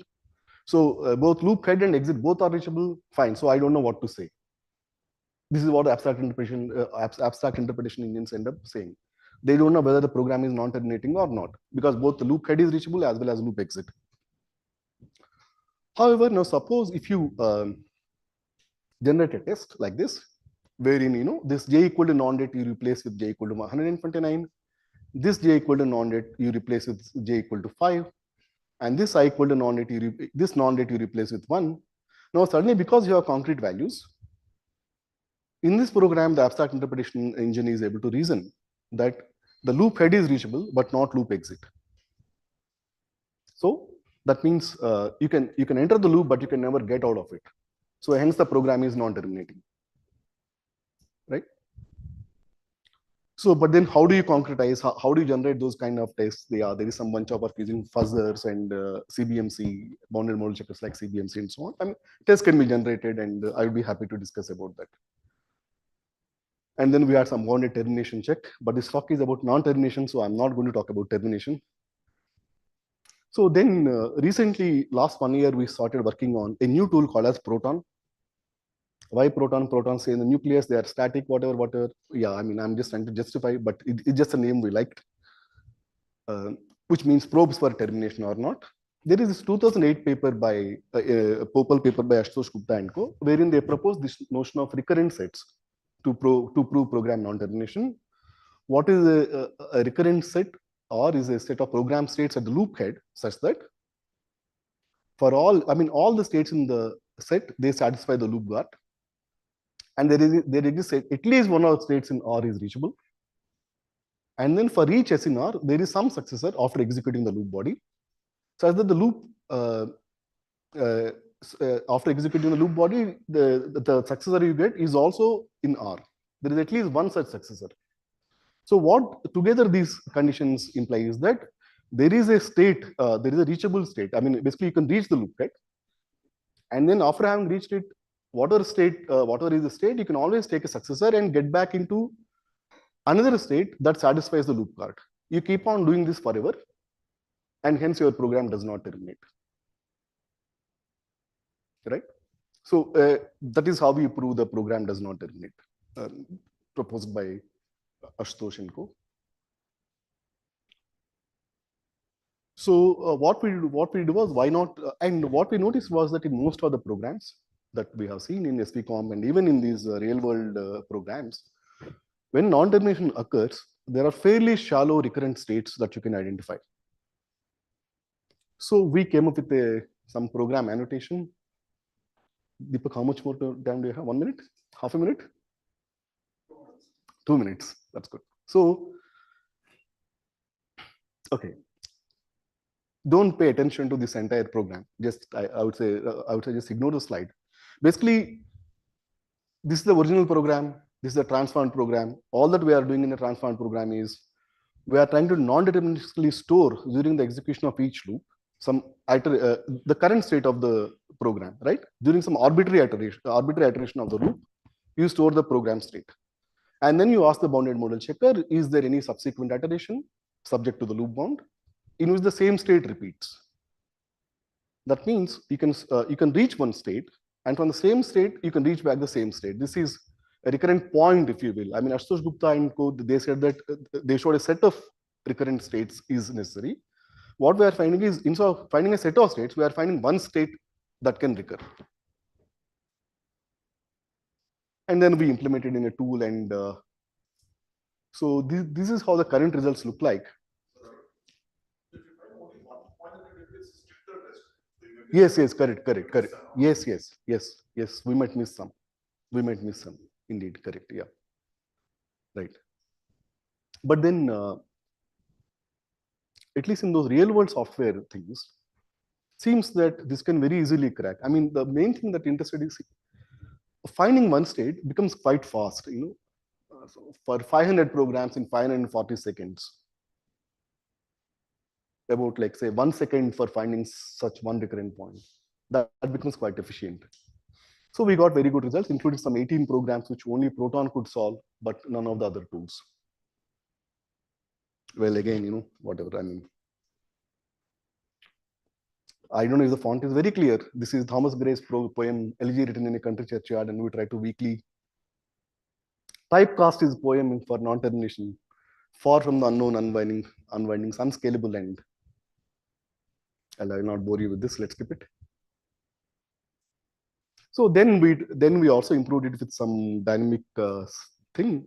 So the current deal is this last one, right? Now, there were some 44 is open source benchmarks, out of which 37 Proton can identify as non-terminating, as compared to other tools which can only identify 25 or 18, that too with a lot of false negatives.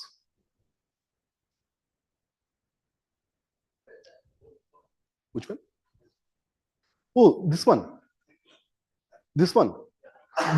This is a poem which, again, I typecasted the famous 2 roads diverged in a wood. I took the one less traveled by, and that made all the difference. So I saying that, yeah, I mean, I don't have paths. I don't have 2 paths. Now I have too many paths. You keep on trying. There are many traces that you keep generating. You will find one trace in which the state recurs, and that proves non-termination with evidence.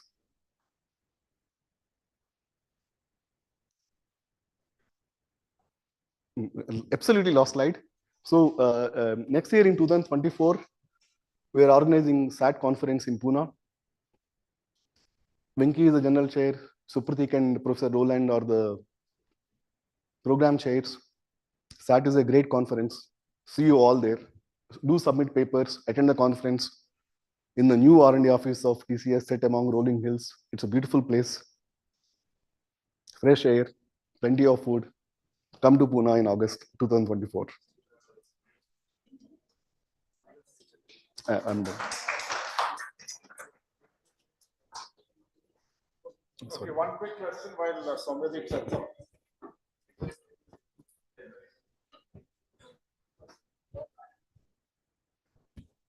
Yeah, seems like I have done a bad job.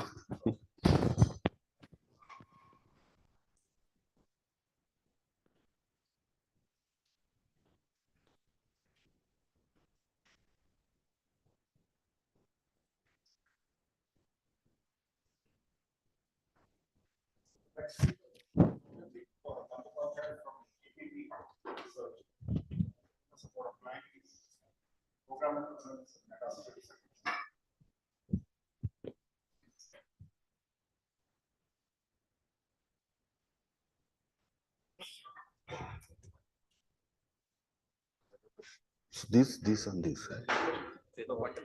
Okay. Yes. Well, so title of my talk is the industrial application of the equivalence checking of programs. So actually, I will talk about the more or less the one primary problems and the two industrial use cases. One, so this work is published in the Acta Informatica with my postdoctoral supervisor as well as a PhD supervisor, equivalence checking of programs for the translation validations. So the top 10 algorithms, which is the greatest influence in the science and the engineering. So these are the top 10 algorithms, which was published in the IEEE Communication 2000. So the photon optimizing compiler is one of the important algorithms over there. I'm not telling it's the best algorithm. It's one of the important algorithms. So if you see after the end of the Moore's law, the architecture is fancy architectures is going from the FPGA to RISC, as well as the language has also evolved from the ASM to Haskell. So, but until and unless this architecture, until and unless the language is mapped to the architecture, is no use. But who can do that? So there is a small tortoise is there, which is essentially is a compiler who can map this language to the architecture. So if I see that is in everyday the language, the architecture, the fancy architectures is going, but but this mapping is very slow. So if I make this, it's a cartoonist picture which I taken from the Sora Bansal.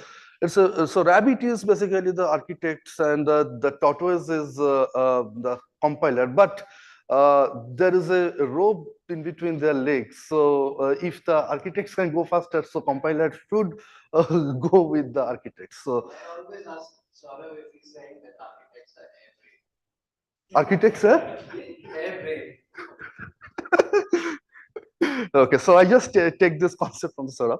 So yes. So the problem is basically there is a program specs and the compiler algorithm carefully developed by the expert programmers and give the optimized machine level code. So now it comes to the translation validation. So the programs are often subject to the optimizing and the parallelizing translation by the compiler. And if it is translated wrongly, that gives the software bug. So it is to verify whether this translation is semantic preserving or not. So one way to do that is the equivalence checking. There is a source program, and there's a translated target programs, and there is the equivalence checker. If it gives a yes answer, yes, two programs are equivalent. If it gives a no answer, two programs may not be equivalent. So there are several translations is reported in several literatures. So duplicating up, duplicating down, boosting up, boosting down, useful move. Eventually, these are very useful in the high-level synthesis also. I just bucket the three major techniques on this area. One is the bisimulation based method, that is the validation method.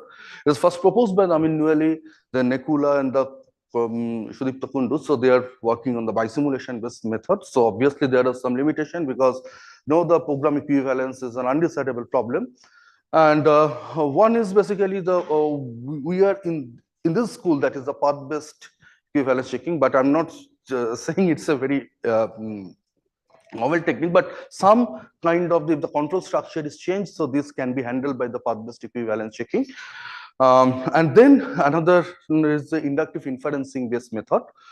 So the majority of the state of the arts is working on the sequential in nature, but the validity parallelizing translations, which is carried out, for example, a peripheral compiler.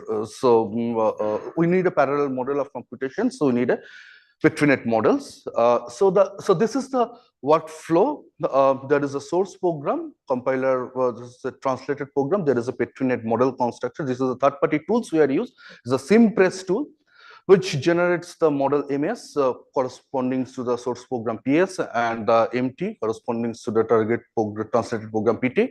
And there is a path constructor which breaks this model into the set of paths, and then this is the QS from the MS, QT from the MT, and the notion of equivalence checking is the for all path in the QS, there exists a path in the QT such that the data transformations in the condition of data transformation in the equal and the condition of execution are equivalent. And if it gives a yes answer, two programs are equivalent. If it gives a no answer, two programs may not be equivalent. So this is the SimPress. You can download it also. So I just give a small example. So I'll give the two example. One is to understanding this concept. Another is for the parallel program. So this is the code motion across loop is occurred. So X is assigned to before the loop, and here the X is assigned to after the loop. SimPress construct these two models. So the figure B from the figure A, figure D from the figure C. And because there's a loop is there, how many times loop will be executed? Although this is the 10 times, if it is 10 times, how many times loop will be executed, we do not know. So we have to introduce the cut point in the input port, that is the P1, P2, and the place containing the backage, that is the P4, and the outputs. And then the backward cone of forcing method, we can construct the path from the cut point to cut point without any intermediary cut point. And the dotted triangular boundaries are the path. So, and then how we check that is a for all path in figure B, there exists a path in the figure D such that the path level equivalent. So here the alpha 0 is equivalent to beta 0, and so on. So to prove this, to do this, we need to prove that any computation can be represented as a concatenation of, but if time permits or offline, we can discuss this theory. So now I come to the another example where, so this programs is compute this function, and the pair4 generate this this parallelized versions. Consider there is no writable shared variable, and the Petri-net is a one safe, completely specified, and the deterministic. So this three property we just this one. So so this is basically from the figure A. This is the from the program one. This is the Petri-net model. I think this is not visible, but I don't know why. So this is the another Petri-net model, and these are the paths, and these are the equivalent path. It might note that there's one path might be equivalent to the more than one path, but the major disadvantage is basically it's a huge model size, because the functions, if I go to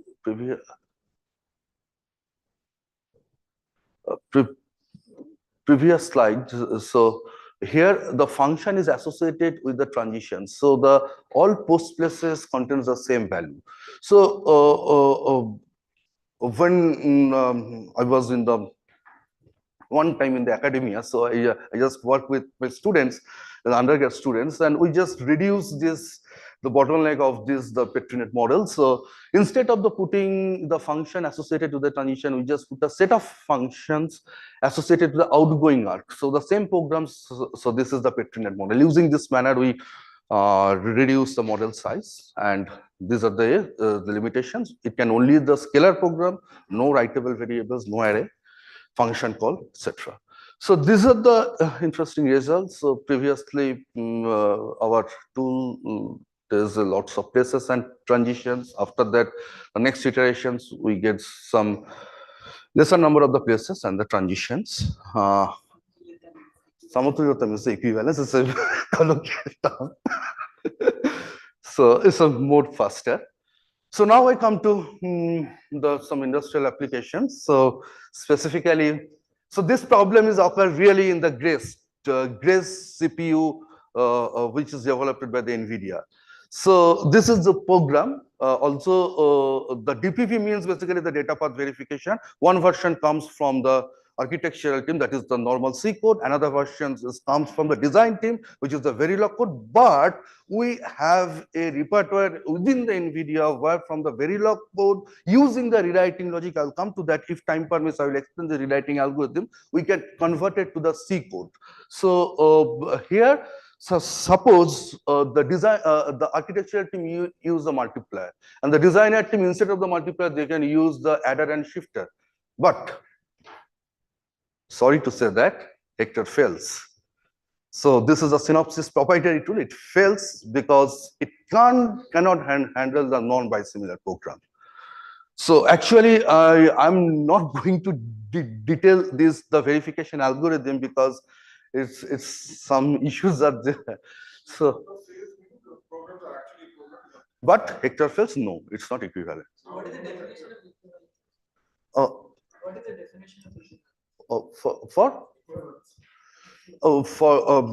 For every input, there is the equal the similar output. Yes. So here, no, Hector is passed in some cases. Suppose you make some bound. If you can do the unbounded analysis, Hectors cannot do that. I think you can this better because you are working in this team. So anyway, so this is the solution. So we give it within this team. This is a C code, and we just make the C2 FSMD. We use the Hector infrastructures over here, and the RTL to FSMD, that is the finite state machines with data path, which is very closely, which can capture both state semantics as well as RTL semantics, and makes them FSMD equivalence checker. So when Hector gives the may not equivalent answer, then only this will be triggered. So, and it gives either yes answer, obvious the may not be equivalence answer, and we use the inductive inference techniques using the coupling predicate. We can use this. Yes, I will go. So I'll finish it. So in the same techniques, that is, we can do the high level, verify the every phase of the high level synthesis. So high level synthesis, you know, that is the basic block formation to control our synthesis. Due to the wide range of the gap, the verification problem is untractable. So that's why we can do the hand-in-hand verification from the basic block to schedulings. We can do the C2C equivalence checker.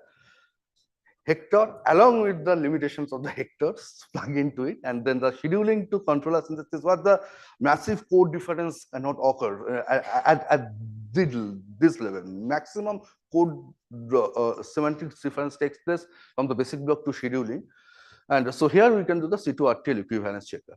Now I will come to that point. So how we just basically there's a two tools are used in the formal every group in the any semiconductor industry. One is Jasper Gold from the Cadence, another is the Hector from the Synopsys.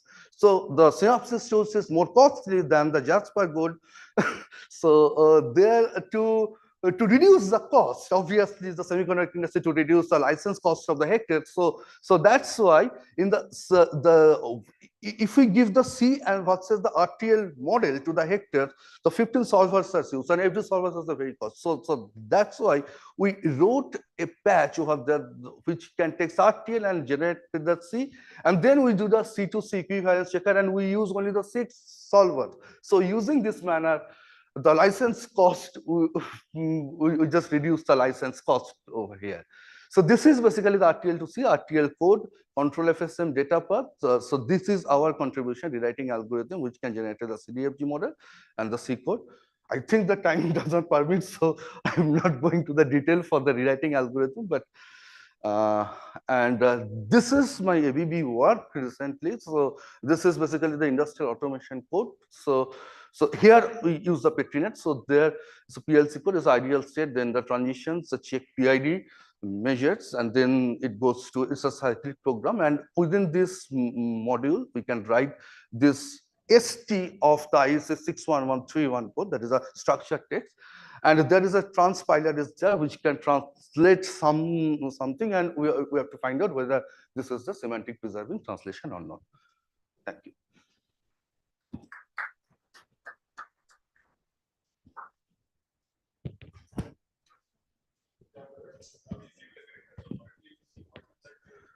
Okay, so this is basically we have proved that theoretically that is the soundness and the completeness for the rewriting algorithms. So it will be good. So if I can show with one example. So in the appendix, I have already this example. We will discuss in the offline. So.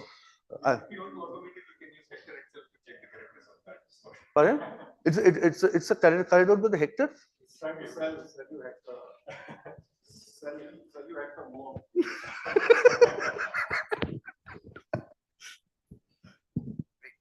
Thank you, Okay, sir. thanks, Soumyadeep.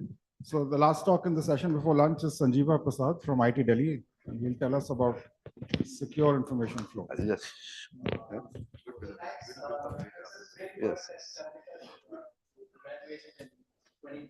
This is basically the rewriting algorithm. I will explain it.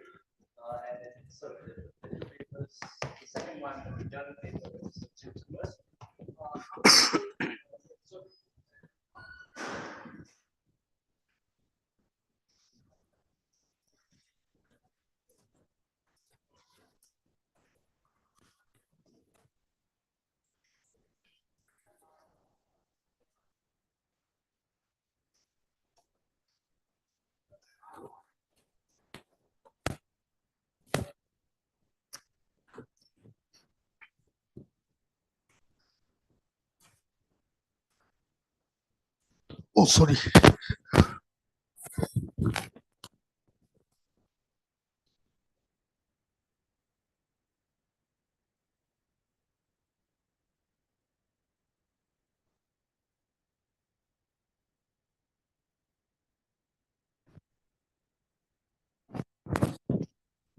Traditional methods for securing information are not enough. So access control or encryption, which are great for data at rest, data in motion, are not enough. And the checks that you put into place only talk about release of information, but not about how that information is propagated. So this was sort of the goal that we were looking at. And secure information flow is a very, very old idea. This is a paper from 1976. So part of the reason I want to make this presentation is for you to go back and read the really seminal papers.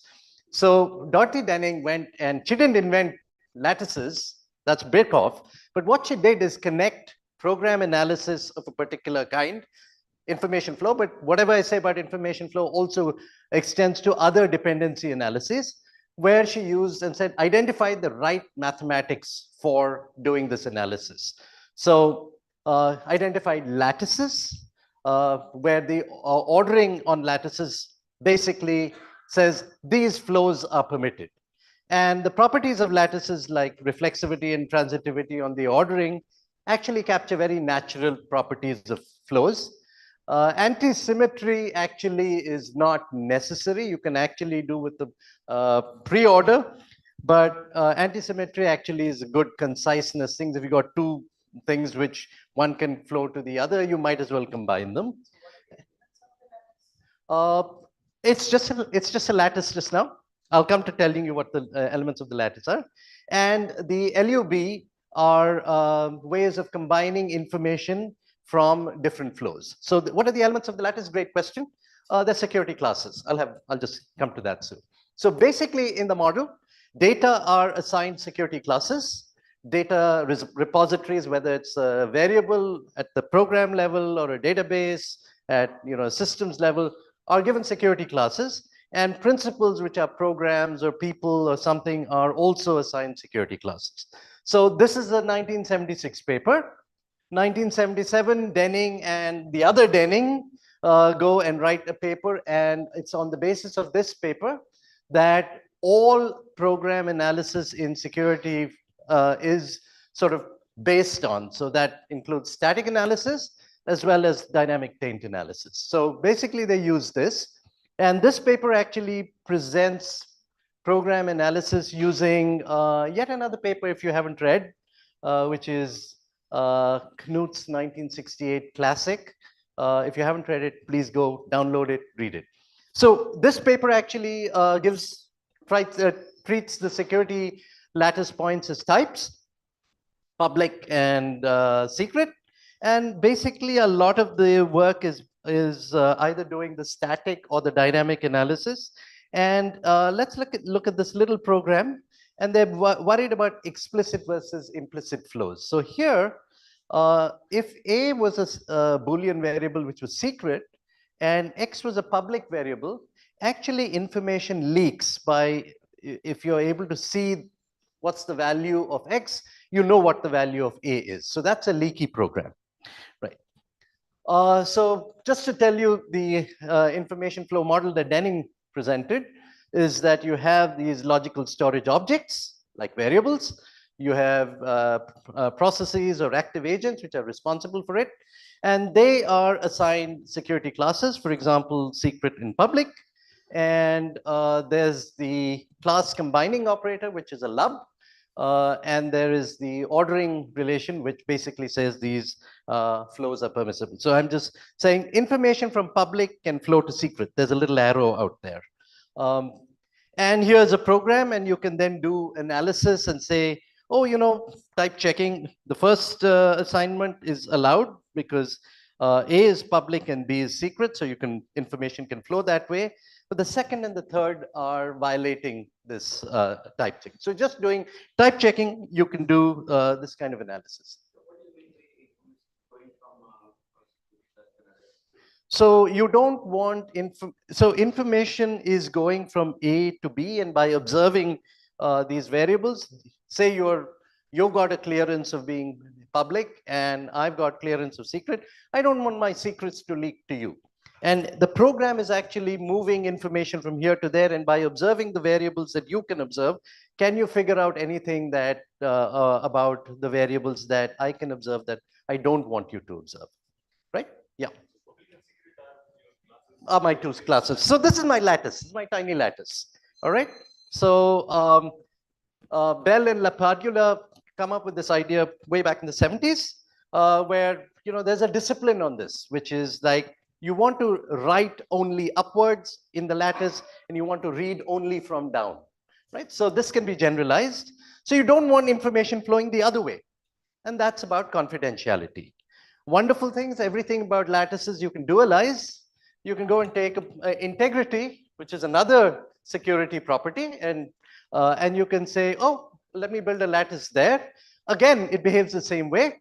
Untrusted is up there and trusted is down here. And so you allow trusted information to flow to an untrusted site, but you don't want information from an untrusted site to flow to a trusted site. And this will sort of flip around what we talk about lists. So now the journal paper has got a working example. It's in, if you think that this is really nice and simple and trivial, I've done my job, right? So we had this little lattice, which is for a college. You've got students, you want information from students to flow to faculty members. Faculty members' information can go to the dean faculty. Whatever the dean faculty can see, it can be seen by the college principal. Likewise, there's a dean student, and the important thing out here is to say that information from here should not be flowing there. There's no arrow out there. Okay, just keep that in mind. So we've got this as one working example, a part of a working example. And of course, if information doesn't flow in your program, everything is secure. Right. So what was the problem we had? And this was in the domain of medical information, connecting to M-Health systems. That's where Chandrika got into this problem. And then we've sort of turned it into an academic setting because it's much easier to explain the examples. So we had two such domains, and you want to, each of them have their information flow policy. And you want to allow information to flow from one to the other and possibly back. So but the constraints are that you want to allow the two organizations to have their own autonomous administrative control over their own policies. All right. So the question is, how do we connect these up? How do we combine these lattices? Do we make one giant lattice and then take things like products of lattices and do constraints and so on about it? And so we started saying, oh, well, what's the right framework to look at it? And so we're essentially doing something at the level. So we got two of these lattices, and we say, okay, maybe I have some way of embedding or getting information to go from this lattice to that lattice by a transformation alpha. I've got another thing, beta, gamma, sorry, and are they constraints on alpha and gamma? Now, what kind of constraints do we want to put? So just think of this as a college which is affiliated with the university, and you want to negotiate some MOU. So typically, two organizations, when they're going to exchange information, will negotiate some MOU, and they want to maintain their own autonomy.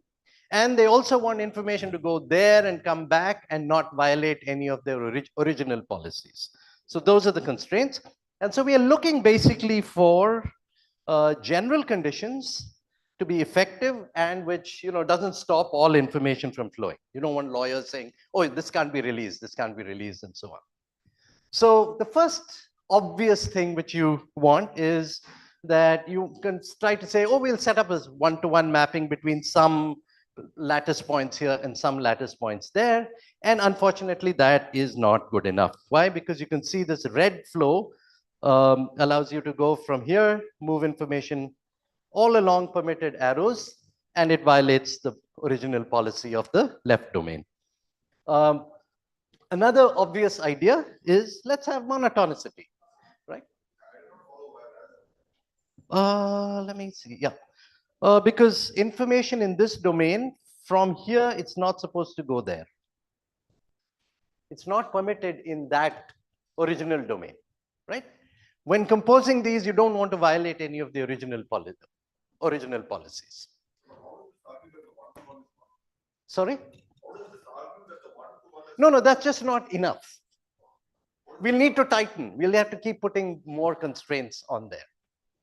Right? So I set up a one-to-one thing between these three things, and I can still break the original out there. Yeah. I've not yet come to the final constraints. So this is the first one. This is not enough. All right. One which makes sense is, oh, we'd better keep monotonicity. So if in the left lattice, S1 is less than equal to S2, then alpha of S1 in the right lattice had better be less than equal to alpha of S2. So this one makes sense. But we want bidirectional sort of connections.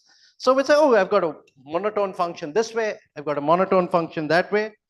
Too bad, even though you have these are both monotone functions both ways, but now I can have information go that way and come there, and these were incomparable. So information should not have flown in this. So just composing two monotone functions is not good enough, right?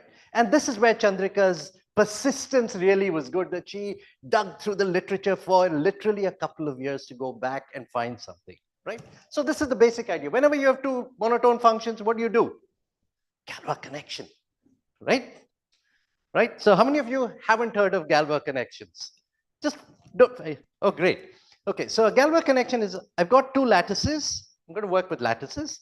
And I have two monotone functions going, one from the left lattice to the right lattice, and another one going from the right lattice to the left lattice.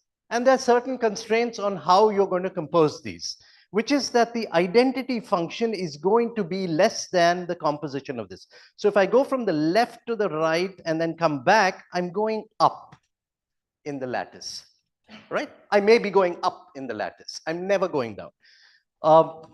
The other way is if I go from the right to the left and then I come back, I'm possibly going to be at a point which is less than equal to this. So hold on to that as we think. So those of you who haven't read this paper, do you recognize this paper? Go read it again. It's just lovely. No, not in a Galois connection, right?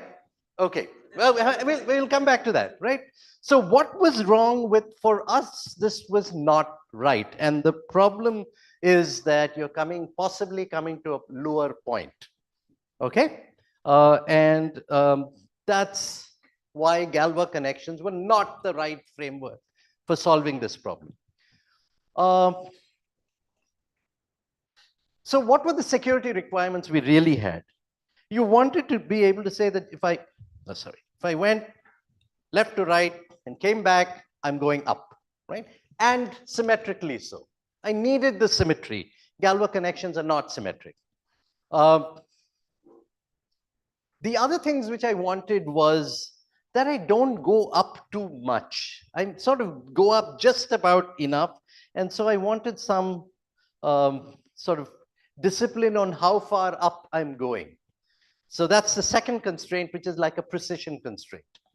And the third one is that we wanted to converge, and you don't want to converge right up there. You can always converge up there, but then that information is essentially becoming unavailable to everybody. So you want to actually find a place where you come back to which is not too high. So you don't inflate too much, and you don't and you converge very quickly, right? So these were the three conditions, and after 2 years of digging, we found this wonderful paper, which is Galois which is what Austin Melton invented this word, which is Lagua connections, which look like Galois connections, but just go and do one thing different. Both directions, you go possibly up. So in both directions, you have a sort of inflation. Yeah, I should wind up there, right? So I'm just going to give you a thing of what to expect in the paper.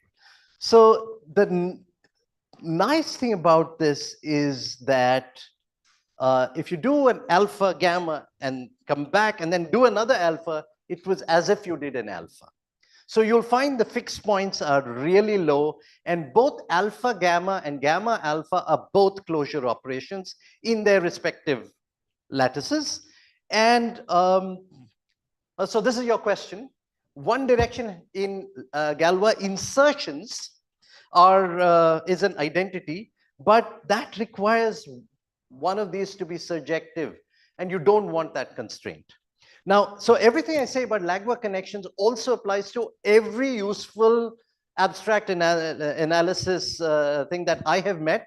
Harold Sondergaard told me about one which is where the Galois connection is not a Lagua connection, is not a Galois insertion. I can't remember what it was, and I didn't find it very interesting. So this is the sort of solution that we did. And the rest of the paper is to prove various things, like not only does it give you a solution to this problem, it also gives you a whole methodology with, theorem by theorem. You're going through and saying that this enables me to go and change my lattice this way, and here's how I will fix it. Or I don't need to do anything more because the sort of connections that I've set up are very exact and don't need any change in the MOU, any renegotiation in the MOU. So it's almost like we went through this paper theorem by theorem and said, this solves this sort of problem of renegotiating. Oh no, we don't need to renegotiate and all that. There also is a soundness of the type system. So you can view this as a type system. So we came up with a small language of transactions and communication. There's an operational semantics. So this was in the Forte paper. We use the lattice points as types, and we prove a theorem which is, let me just, that well-security typed programs exhibit a property called non-interference. Madhukar is going to talk about non-interference. So what is non-interference? And I'll stop there, which is that changing high inputs or secret inputs does not lead to observing a difference on the public or the low outputs. All right, so there's a lot more in the paper, so I urge you to go read the paper. I'm just going to go to my very last slide, and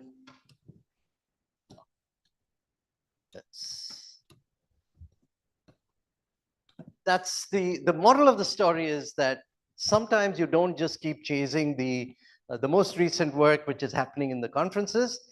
Go back and mine the original papers, see whether that really fits your problem. Maybe you're going to strike out a completely new path, and you'll find something. The math, if it's simple, you probably got a winner which will not just define the next 1 or 2 papers of yours, but maybe a whole 30 papers that other people pick up. All right. So thanks. I'm going to stop there.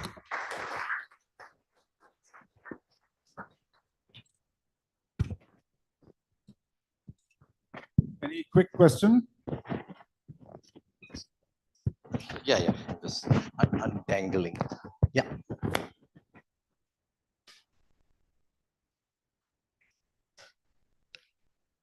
So I'm happy to talk about this.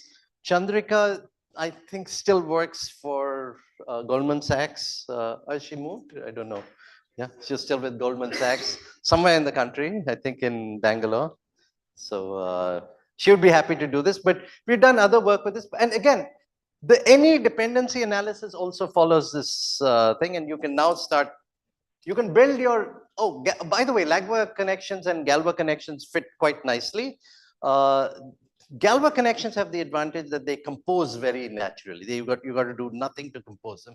Lagwa connections, you have to make sure that the composability is a little bit of issue. There's some hygiene conditions you have to enforce, but then you can change them. You can change them once there's sort of obvious hygiene conditions. Right?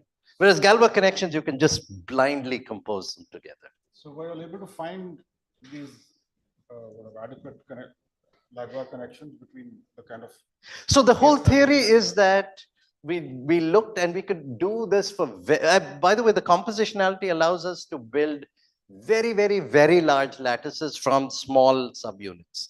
So you can say, the college has its policy, the university has its policy, how do I embed this? The hostel has its policy, how do I make that consistent with this, and so on. So it's really looking for consistency in policies and just putting down there are sufficient conditions and they're not too restrictive. So for this case study you all had, you all were able to do this, or you didn't have a concrete case study? We sort of is more prescriptive than being a case study, but we were able to do this or prescribe it for a whole hospital and its outreach thing. And that had like a few thousand security classes.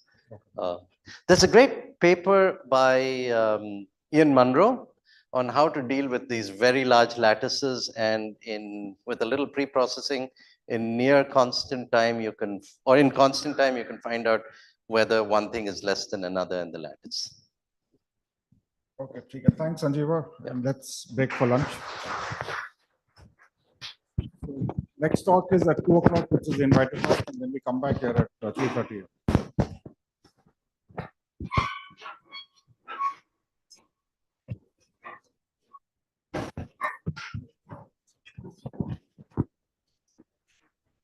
How do I turn this off? Yeah, thanks.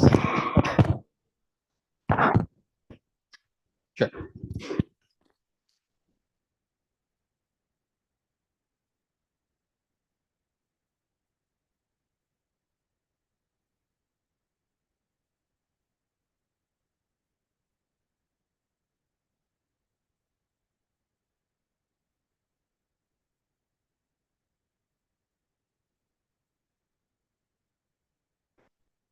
I think whatever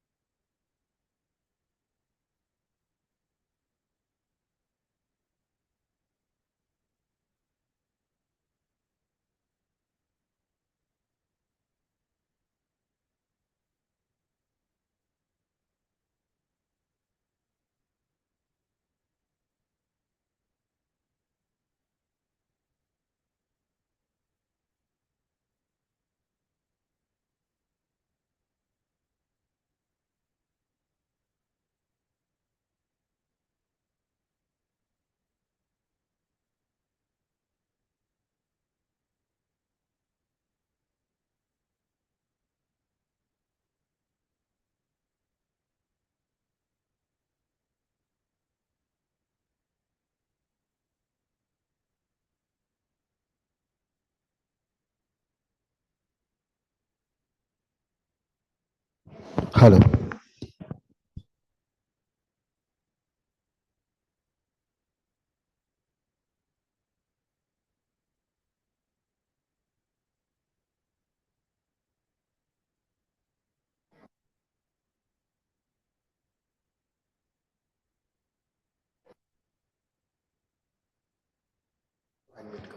Okay.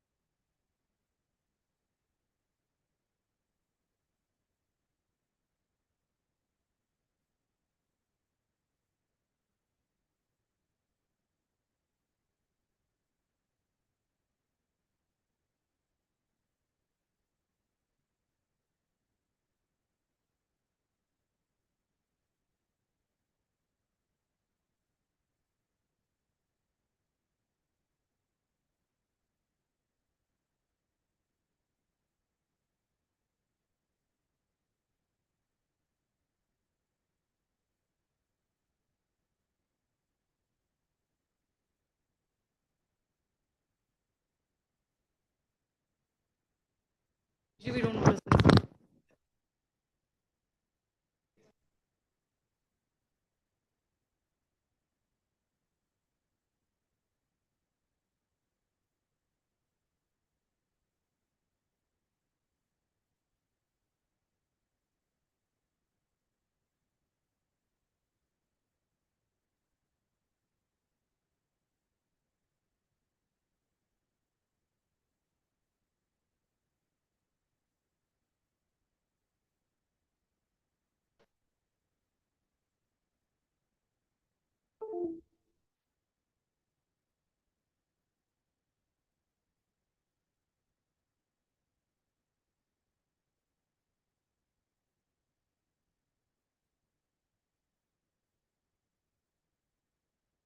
Yeah, mic should be on now. Let me just test. Hello. Slightly higher. Is the mic on? Yeah. Thank you. Thank you.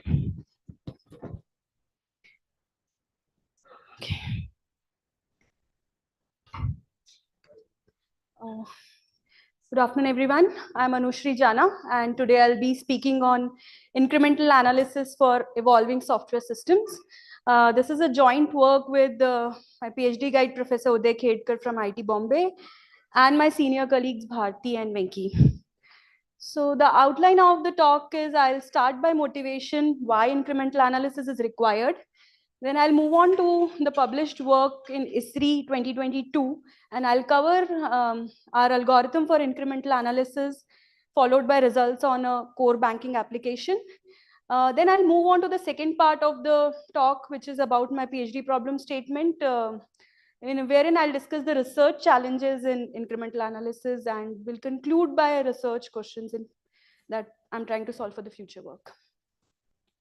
So, Bharti in morning has motivated why static analysis is important, and it is so popular in the industry because of its scalability, yet there are limitations like false alarms.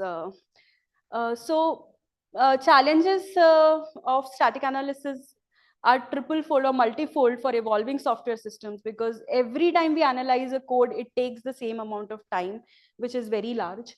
And other bigger problem is that all the old alarms which are false are re-reported. So it takes a lot of repetitive manual effort. So needless to say that users are interested only in the alarms that are impacted by the change only. And with the ongoing agile software development cycles and DevOps being so popular, this becomes a very relevant problem for industry especially. So yeah, incremental analysis, static analysis is a known solution for the first problem that highlighted. However, incremental analysis is not so effective in re-reporting of old alarms, because most of the existing solutions report the same solution as exhaustive solution, or they apply heuristics to suppress some of the warnings, which is again not sound. So we have published two papers in this regard in ISRI 2021 and 2022. Today I'll be covering about ISRI 2022 only, and I'll present the algorithm which we published there. Before I go into that, I'll briefly talk about the proprietary tool, which is the program analysis workbench we have, which again Bharti mentioned. It's called as TCS Embedded Code Analyzer. So it's a static analysis tool used by many clients over the years, and it is scalable to millions of lines of code. It can verify properties such as array-index out of bound and null dereferencing of pointers and many more. More importantly, I want to highlight that what are the features of underlying data flow analysis. So it's a summary-based analysis which is done in two phases. First phase, summary computation is done by traversing the call graph in bottom-up order. And in the second phase, data flow values are being computed by traversing the call graph in top-down order. So we have built an algorithm based on this underlying analysis. So what we do is again done in two phases, but we do the bottom-up traversal where we start summary computation for selective functions, not for all functions. And again, we do top-down also for selective functions. That is how we are reducing the number of functions being reanalyzed. I will elaborate this with the help of an example. Let's say this is the call graph. F1 is calling F2, F3, F4 in that order. And F3 is calling F5, F5 is calling F6, F7, again in that order, and F8 is being called by F2 and F6 both. So the example in the paper do have more details of this call graph, wherein the bodies of every function is being elaborated. But for the interest of time, I've abstracted out certain details here, but I'm sure that the essence of the algorithm will get covered. So in an exhaustive analysis where the program is being analyzed for the first time, this is the order in which the call graph is being traversed and summary computation is being done. We start from the leaf nodes and moving from left to right. Some details which can be ignored as of now. So let's say we have done the exhaustive analysis, and now we have another version of this code wherein a small change has been made in function F6. Okay, so there is a code change in F6, and let's say we are calling our incremental analysis algorithm. What will happen? So we will start by recomputing summary of F6 because there is a change in that function.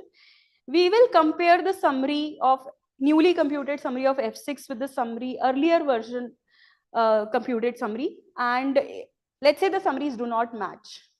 So because the summaries are not matching, we then move forward and we recompute the summary for function F5 because F5 is calling F6, and it will be using summary that is computed by F6 at the call point there, right?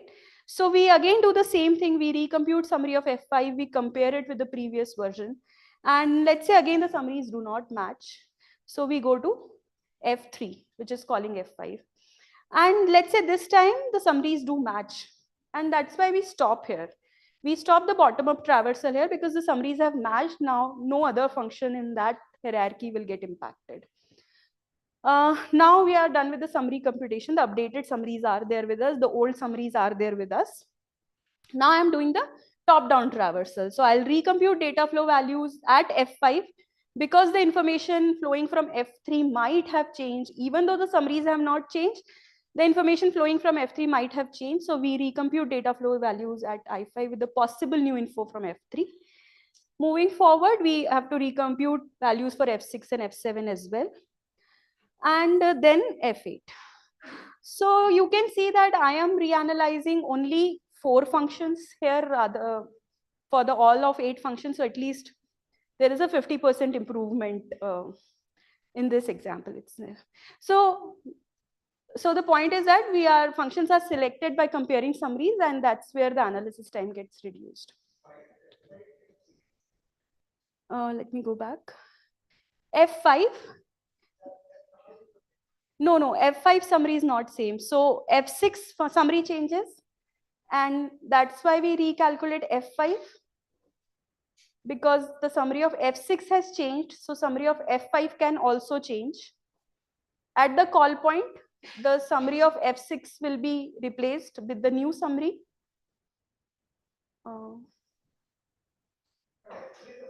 F3 doesn't change, but to know that it doesn't change, we will have to recompute the summary.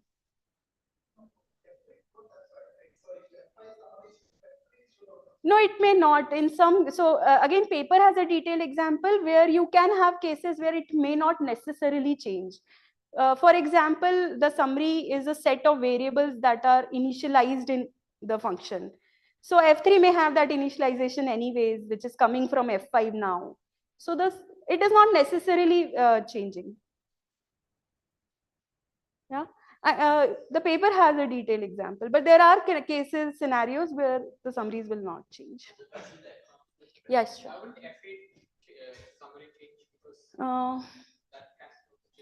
F8, we are not even calculating the summary because we are starting from F6. The change is in F6, right? But could the change in F6 affect the So that's why we are recomputing. So that's where we are doing this top-down analysis information. Data flow values at F8 will definitely change. So we are doing this, that this sign indicates that recompute data flow values at F8 with new info from F6. Yeah. Yeah. We actually did that, and we found that it's not. It were too many comparisons for us. We in the initial algorithm we did have that, and it is indicative that if we start comparing data flow value at each call point, it may get expensive than recomputing the entire information. Summary calculation, because it is local, it is much faster, and redoing is it's okay. But if we do top-down comparisons every time, Which means that probably you have to do data flow value comparison at every program point. yeah, and if we do it at every program point, it becomes counterproductive for us. Also, let's say We'll discuss. Okay. So in interest of time, I'll just quickly cover results on banking application. So this shows the percentage gain in performance. And I just want to highlight that this is a real life application with code size up to 9,000 lines of code. And we found that on an average, we were able to speed up the analysis by 90%. The triangles, the empty triangles here indicate that in all the cases where you see empty triangles, so there are 108 versions of 16 module here, and empty triangles indicate that the number of functions that are reanalyzed is only 1. So in most of the cases, the summaries are not at all changing in real life. But this is of course for the specific analysis we did, and there were only 9 cases where the summaries are changing. But in interest of time, I'll skip this detail. If you're interested, you can read up the paper, or we can discuss this offline. I'll quickly move to the bigger picture. So we have seen that, and it's been proven by other work as well, not just mine, that incremental analysis is good for performance gains. It reduces time. However, all these algorithms which are published in the literature, they are meant for some purpose-built analysis or some specific properties only, which limits their applicability to newer analysis. So the question is, can we get rid of this limitation, and can we have a universally applicable framework for incremental analysis, which can enable us to quickly apply incremental analysis to newer scenarios as well? So before I dive into the bigger increment research challenges that we have found, I'll just give some finer details of incremental analysis. Let's first look at what does it mean to do consecutive analysis or subsequent analysis by using exhaustive analysis. So let's say we have program P, we apply exhaustive analysis, we get solution S. Then there are some small changes here which we are indicating by delta P. We get program P dash, we apply exhaustive analysis, we get solution S dash. Now with incremental analysis, we take the program P and we take the edits. So in incremental analysis, we know where the changes in the program are, right? We know the edits, and we also take the previous solution S, right? And we build the solution here, which is S dash. Now S dash consists of S plus delta S. Now this delta S is the minimum recomputation that is required for an incremental analysis. And you can do more than that, which in worst case scenario would be S dash. But delta S is the minimum recomputation that needs to be done. So it is important to explicate this delta S in theory. What is the minimal recomputation? How these algorithms, or how much of minimizing of recomputations the algorithms are doing, that is identification or measuring of that is a challenge. That how do you measure the minimum recomputation in an incremental analysis? Another challenge is, how do you recompute, or how do you make sure that whatever is being recomputed is sound and precise? So you can sound and precise with respect to the exhaustive analysis that has been used. I'll elaborate on both of these points with examples. So let's say this is a call graph of a changed program where the red node indicates the change in the code, and yellow node indicates that these are the points which are impacted by this change, and hence they have a change in the solution in these. So the first diagram, or the first pan, shows that this is the minimal computation required. B3, B4, B5 is the minimal computation required by a incremental analysis algorithm. So this is the optimal solution, but we know it's an undecidable problem to solve. So how do you get to this delta S without via doing minimum recomputations? Okay, one Worst case scenario is that you recompute everything again. You kind of recompute the entire program again, which we call as from scratch analysis. But this is the worst case scenario, and this is the best case scenario. So what is the naive way of doing it? That you probably recompute everything that is reachable from the changed node. But as you can see, so much extra recomputation is happening in this case, in the naive way. So what is the best way to move from C to A? Is there a best way, or is there a way to measure that whatever is being proposed from C to A, what is the minimal recomputation? Without empirically, I'm not talking about empirical computations here. Is there a theoretical way of defining what is the minimal recomputation? This is one challenge we are trying to address. Another one is recomputing sound and precise results. I'll again take an example of a very small code, and let's say I am doing a constant propagation analysis here. So I'm trying to see what all values are reaching at a program point. My table highlights this values at important program points, out and in being the incoming value and outgoing value from a block B1, B2, B3, so on. And the values are represented as set of integer. Well, if there is a singleton value, I will give the precise value, while if we get more than one values in a set, I just replace the set with a universal set, and I'm representing it with a z. So you can see that at this point 20 is also coming and 10 is also coming. Now it is more than one value, so I am saying that in of b2 is z. It's an universal set of integer. Now let's say the code is changed and we have removed a equal to 10, so at all program points 20 is reachable, right? So this is the solution that is desired, or if we do an exhaustive analysis on this program, we will get this solution.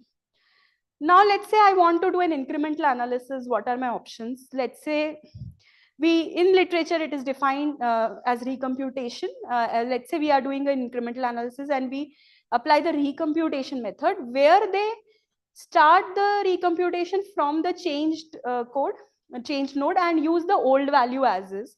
So if I do the computation of out of B3 by using the old value, I will say it is f of z, and I'll get z here. And because z and 20 do not match, I will continue doing so z and 10 doesn't match, so I will continue doing the recomputation, and I will again compute in of B2, and I'll get a z again. Now because z and z matches, I will stop the recomputation. But as you can see, this is a sound result, but it is imprecise. So S-dot recomputation won't give you precise results. You're compromising on the precision here. What is the other methodology? It is called as affected region. I have shortened it for S- region, wherein you actually reinitialize values of, you find a region which are affecting the value of each other. So you can see that the value of B3 is self-influenced. You can see the value of B3 is being computed by using previous value of, or the new value of B3 itself. Same is for B2. The value of B2 is influenced by the new value of B2 itself. So for this B2 and B3, we say that this is the affected region, and we reinitialize value at all these points of B2 and B3, and then we start the recomputation. So now because I've reinitialized, my out of B3 is empty set, and if I use that values, I get 20 at the in of B2, and hence I just do it again and again until I get a fixed point. And you can see that precise and sound values are being computed. However, in literature or by, yeah, sorry.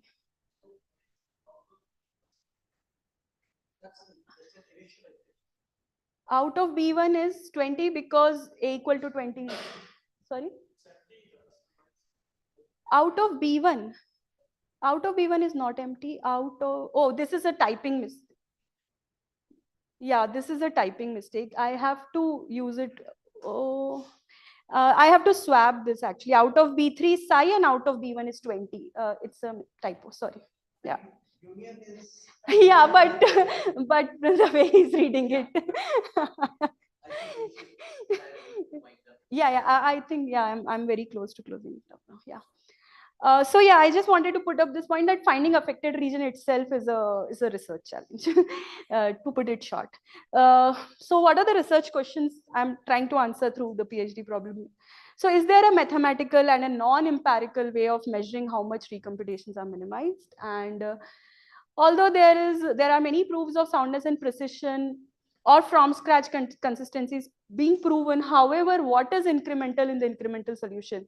The delta S, is it is not explicated. So we are trying to come up with a theory where delta S is explicated so that we can better explain all the algorithms. We can do comparison across the algorithms, and hopefully we can come up algorithms which are more efficient, which are more sound and precise. And with this, I conclude my talk. Thank you.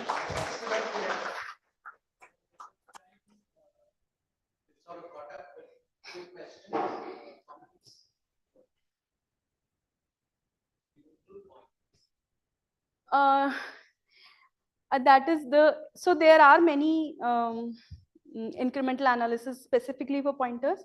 So the aim with this theory is that the theory would be generalized, but we should be able to instantiate it for pointer analysis as well as for other bit vector analysis. We want to reach at that stage where you don't need separate analysis for pointers, separate analysis for bit vector problems. So that's the aim. Yeah. Just a moment, I Yes. see your research agenda future of trying to define this incremental analysis as this sort of trying to come up with a differential calculus for this kind of analysis, for dependency, data flow analysis of dependency. Yes. Yes, it relates to what you were talking in the morning, the information flow. Yeah, no, I mean, this is like finding out what is the delta. What is the delta? Yeah, there is a differential calculation. Correct. Any other questions? All right, let's Thank you. First speaker of the session is Rathan from IISc. Thank you. Yeah.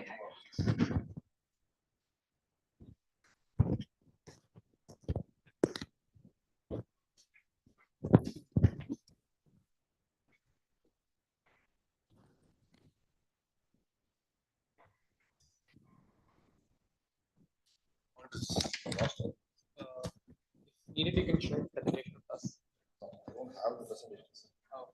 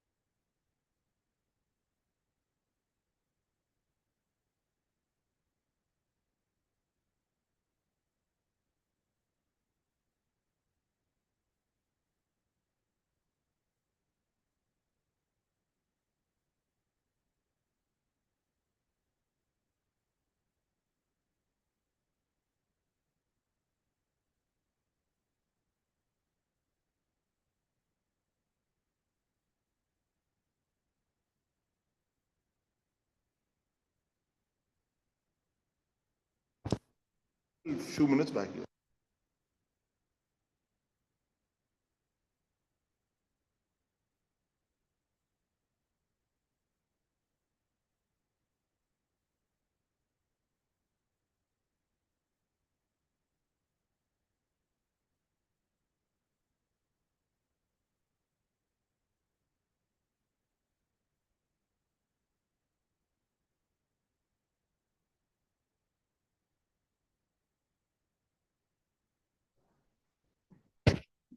Just speak, please.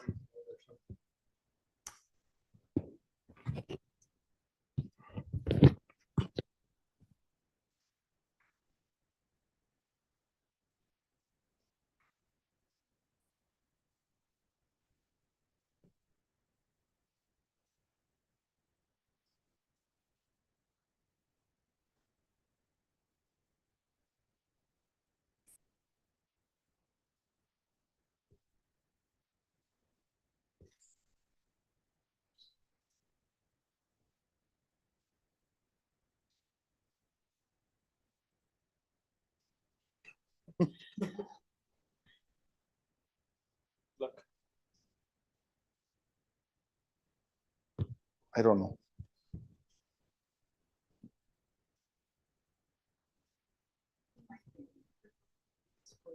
Yeah. So I If think you just file. go to the search on top or like, yeah, in file also, there's a version history. You should check that. Then Just no, it's an online document. It's not a. It's not. It's not locally saved. Okay, I'll just. No, there's no local copy of this. I But think try the version thing again. how? You go into that file mode of How? PowerPoint. Right now, we just, yeah, just put the file tab. The file tab of PowerPoint. Just open that and then. I think we need to open like blank presentation. Then I think we can access the file tab. You've got a file tab on the top left. Something's happening. Can you check the File tab on the top left. Oh, none of them are there. I think it's the same thing. Okay, I'll. I'll disconnect this session.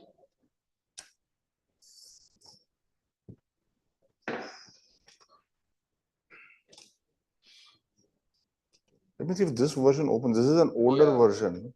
Probably like opening. Even that is not opening. Try opening a blank copy. Oh yeah, this version opened. Okay, I'll present with this. Is an older version, but better than nothing. Right. Maybe just try opening the new one just once again. One more time, is it? Yeah. Yeah, because we know that this is. Maybe third time's a charm.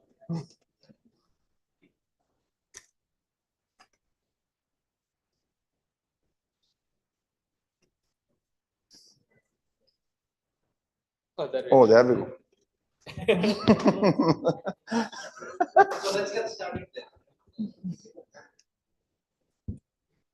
Actually, everything was fine. I'll give you a thing about 19 minutes. Sorry. Okay, okay. Oh, I think the mic menu is like, yeah.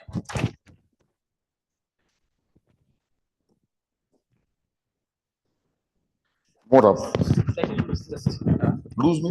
like just put it on. Yeah, Okay. Sorry to keep you waiting. It was an unexplained PowerPoint glitch.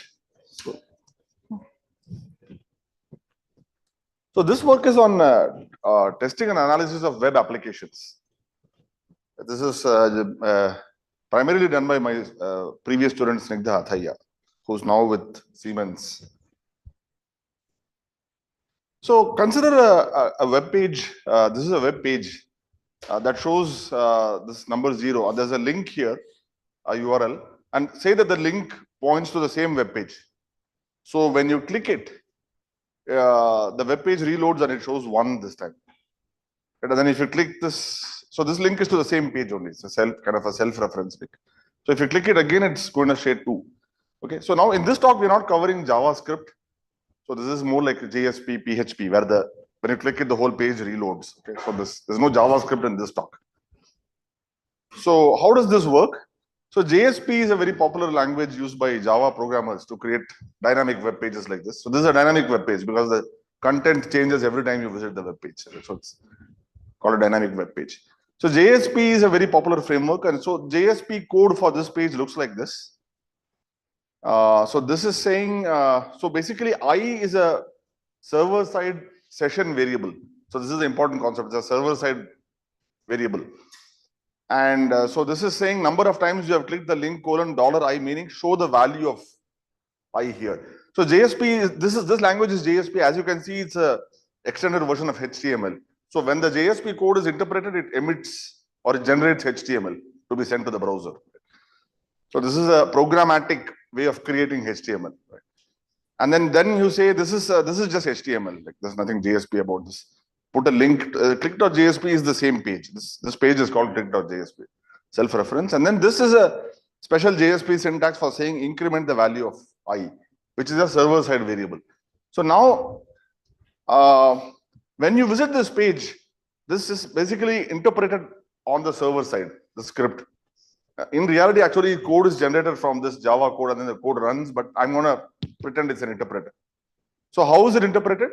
So first, the session, initially assume that the session variable I value is 0.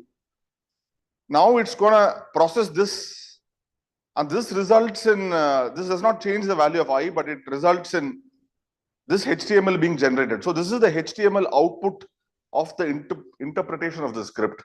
So we are accumulating the HTML output on this side. It has not yet been sent to the browser. It's just being assembled, the HTML. So the value of I is still 0. This results in this link being embedded in the HTML. This href is just copied here, and the value of I is still 0. Now when you interpret this, the value of I becomes 1 on the server side. Now we have finished, since we have reached the end of the script, the page is ready and it can be sent to the browser. And this will display on the browser. Now when the user clicks this link on the browser, you will again interpret this page, and this time the value of I will be 1 because it's a persistent session side variable. So this time when it emits HTML, it will say 1 here. So this is the concept of how, kind of simple example of how JSP works, right? That statement, the last statement, it's like a page is reloaded also. Yeah, every time anyone visits this page, these statements are interpreted in that order, like a program. So the script is interpreted. And this I is a persistent variable whose value persists across visits to the page. So reload is nothing but visiting the page. So they are the same thing. If you say refresh, it's like visiting the page again. If you click reload, you have to click reload. Yeah. Yeah, that's correct. What you said is correct. Yeah. Yeah. So this concept is what I showed is JSP, but the concept is similar to PHP, ASP.NET, etc. Various other languages exist for generating dynamic HTML. Right? So now let us look at some program analysis. How do I do program analysis on this JSP script? Right? I think maybe most of you are familiar with program slicing, so I'll not fully introduce it, but I'll just touch upon it as we go. So I am building the control flow graph of this little JSP program. So this node is this. So I am omitting the message a number of times. I'm just say $I, just print that I. This is the link, and this is the I++, right? And I put this arrow because this link takes me back to essentially to the beginning of the script. If I treat this as the control flow graph of this, and then I ask, do a slice operation from this node, and I ask, tell me the slice for this criterion. So which are the nodes in the control flow graph that are pertinent to the value at this node? So then, as many of you know, slicing can be obtained by traversing data and control dependence edges in the backward direction. So this call can be thought of like a control dependence, since this is like a predicate that brings control here. So this would get included in the slice. So currently these two are in the slice, but there is no control or data dependence from this node to this in this control flow graph. So the slice is determined as only these two nodes. But this is not the correct answer, because as we saw, this can make 2 be displayed the next time you visit this program. So even though this affects the value of this, in the next visit, it will not appear in the slice at all. So the slice will be incomplete in some sense, right? So node 3 is left out of this, and this is actually wrong, this result. And why is this? The main reason is that the JSP, unlike most other languages, executes in 2 phases intuitively, but the program analysis is not capturing. The first phase is when you interpret the JSP and emit the HTML. And the second phase happens when the HTML link is clicked by the user on the browser. So the entire phase 1 completes, HTML is sent, and then the link clicks or any dialog box operating that the user does on the HTML. That is the phase 2 of the execution of this program. But that happens on the browser end.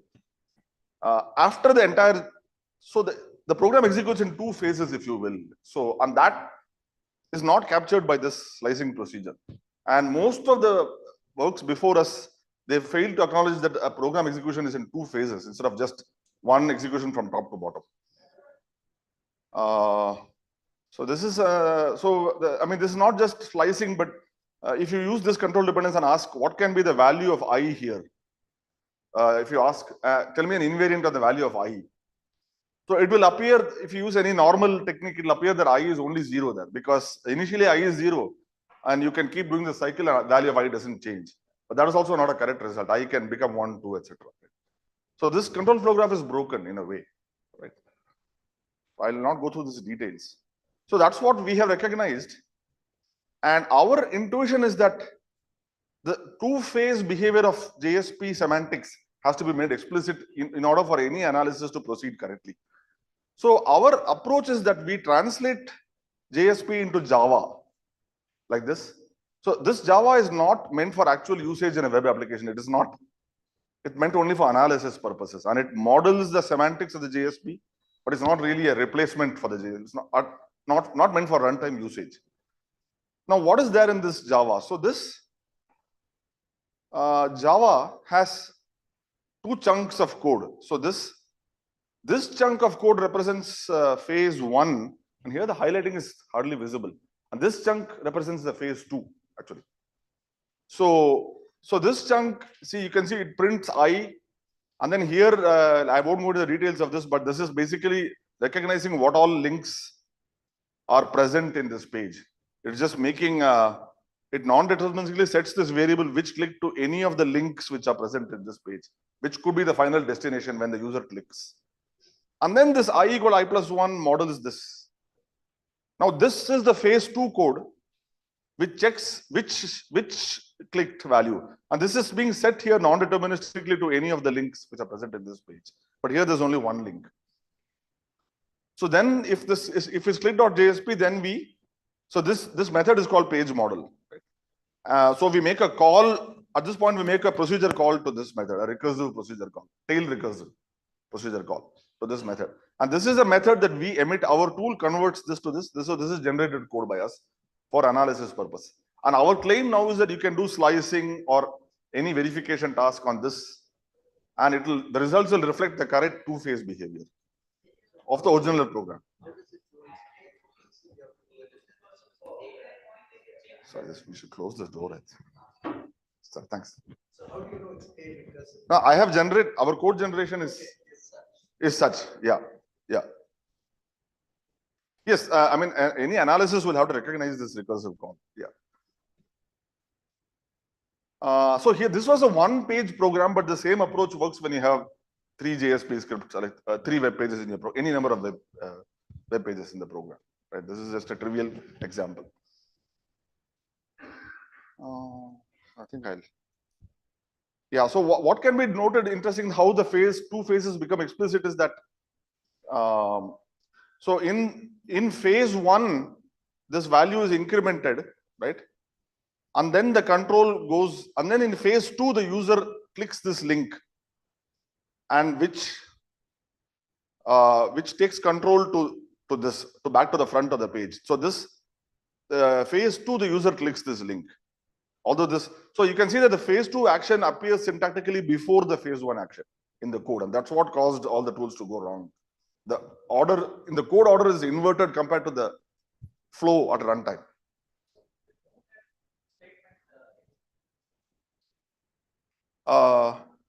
Sorry?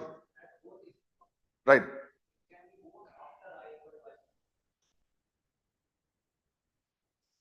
That doesn't matter. I mean, this whole thing, yeah,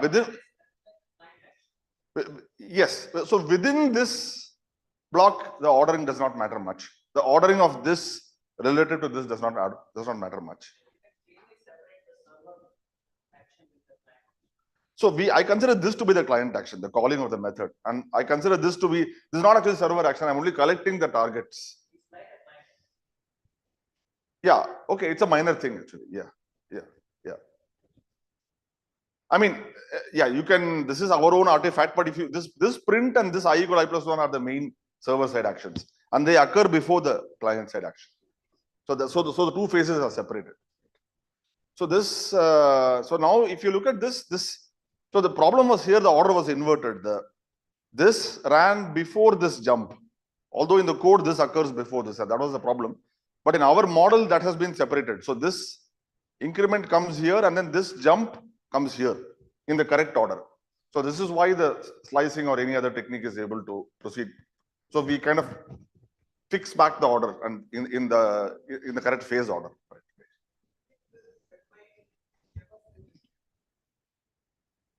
This is the enucleate. Yeah. So okay, don't ignore this blob. It's just meant to non-deterministically choose one target. Okay, so let's not go into the, doesn't matter how it works. It's just meant to be a non-deterministic choice of one of the links in the page.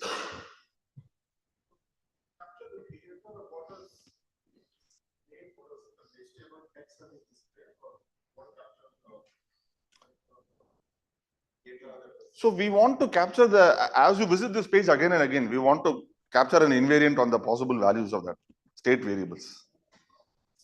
Yeah, that is our main goal. Yeah.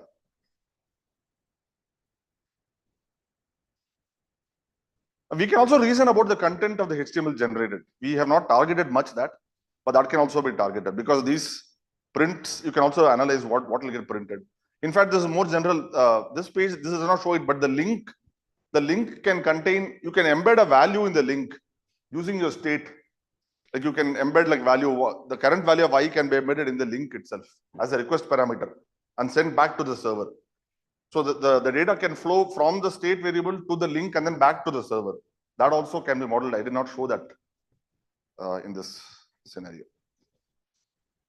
So this is the, I'll skip this. These are the rules for, this is a syntax directed translation from JSP to Java to obtain the page model. I'm not going to go through these rules. It's not very difficult actually. Yeah. You can choose any, because yeah, you can actually, there's no reason to choose Java specifically. One advantage is that often the servlets are in Java. So so often this code will call Java subroutines to achieve some backend work. Yeah, so now we can simply embed that call here and it will work out. Yeah, so if that was not there, you can choose any language on this side. So this is a syntax directed translation. It's like not a very difficult process. I will not go into the details of this. Okay. So this is the evaluation. So we have about 5 more minutes. Okay. I will not need more than that. Okay. So we did. So the main objective of this work is to translate to Java and see what all analysis can we enable a bunch of analysis on this Java program. So we are not proposing any new Java analysis, but what we are doing is allowing you to use any Java analysis on this JSP program by giving you a JSP to Java conversion. So we are going to test whether different forms of analysis are possible on the generated code. Right. So the first, I did 3 experiments. I mean, rather, we did 3 experiments around that. I'll talk about 2 of them. So these were our benchmarks. So these are like somewhat small JSP based web applications. They are all real applications, but not very massive in size. That's the number of JSP files, a number of Java classes, etc. Right, 5 applications. So the first kind of analysis we did was, so I hope many of you are familiar with Java Pathfinder. It's a symbolic execution tool for Java. Right? So we want to now do symbolic executions of web applications by converting JSP to the Java. So here is a typical like crawl in a web application. So these are web pages. So a user goes to home page, logs in, they change their password. Then they confirm the new password, then they log out, and then they log in using the new password. So this is a workflow in a Java, in a web application. Now you want to test that if you change your password and you log in, you are allowed to log in. There's no bug in the application which prevents you from logging in with the new password after you have changed the password. Right? So random testing can be used on web applications by sending requests. But they normally do not go very deep and get the right data flows in place to test the exact scenario they want. They may not even send the same password again. They may send a different password. The confirmed password may not be equal to the first. So there are so many things that reduces the effectivity of random testing. So now we have a modeled Java application. So we can just directly run JPF on the application. And in JPF, you can encode what all properties you want to check using plugins or callbacks in the JPF. So this was Yeah, so this is maybe of interest to some of you. After we generate the Java program, we had to make some manual changes to do this analysis in a reasonable way. For example, if a page has 5 links, we use a JPF feature which lets you choose non-deterministically any one among a set of choices. So we can enable JPF to test all the links one by one. So these are small JPF specific changes we make to the code to enable the exploration. Right? And if there's a drop-down list, we told JPF you choose all the options in the drop-down list. If there is a text box, fill it with a symbolic value, not with a random value, but with a symbolic value. Right? And then we explore up to a bounded page length sequence in JPF. Otherwise, it will not terminate. It will keep going, following cycles. And then we manually inserted code to check the property. So the property in this case was if I set my password and I try to log in, I should be able to log in. So I have to write plugin code, say in one of the servlets to check this property. So this requires a bit of coding. The property checking is not based declaratively, but you have to write extra code to check whether the property holds. Right. So this we used 2 baselines comparison. One is a tool called Weave, which came out in this year, and Weave analyzes servlet code only, but does not analyze the JSP. So only the functions, the pure Java functions that happen to be called by the JSP, only those are analyzed. So it does not have proper information about what data is flowing into the servlet because the JSP semantics is ignored.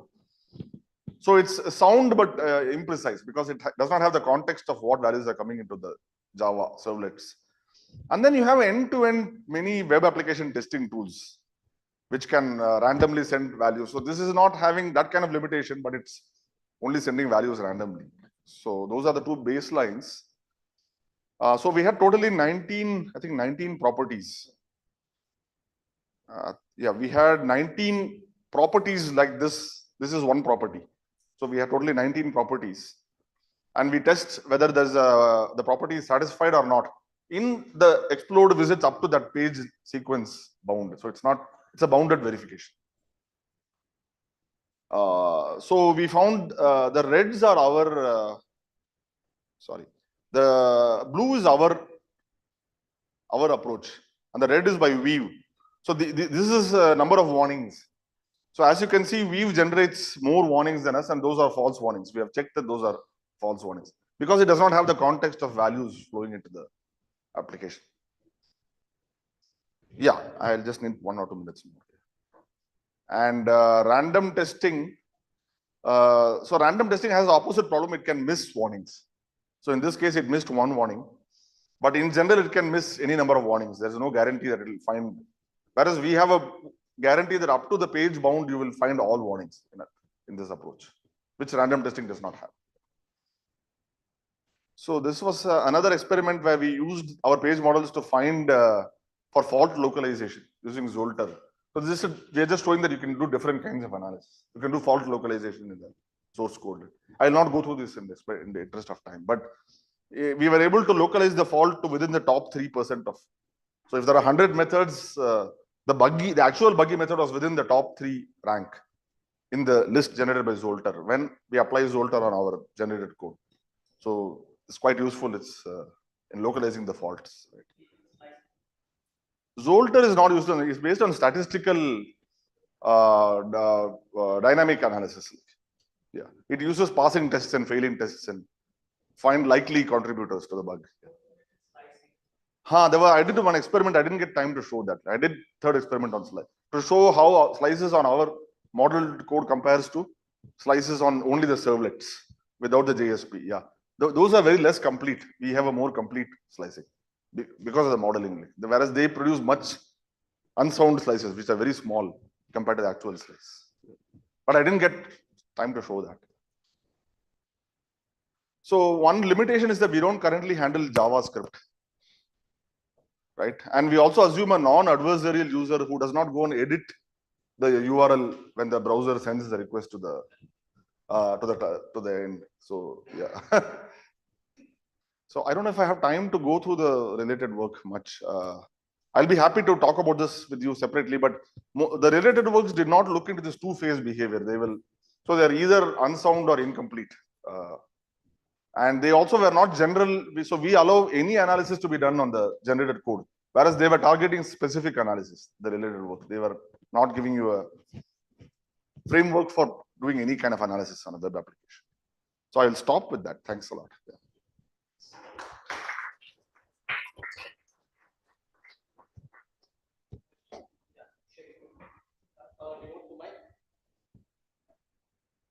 Or he can, let me see if he can hear. Yeah, first try.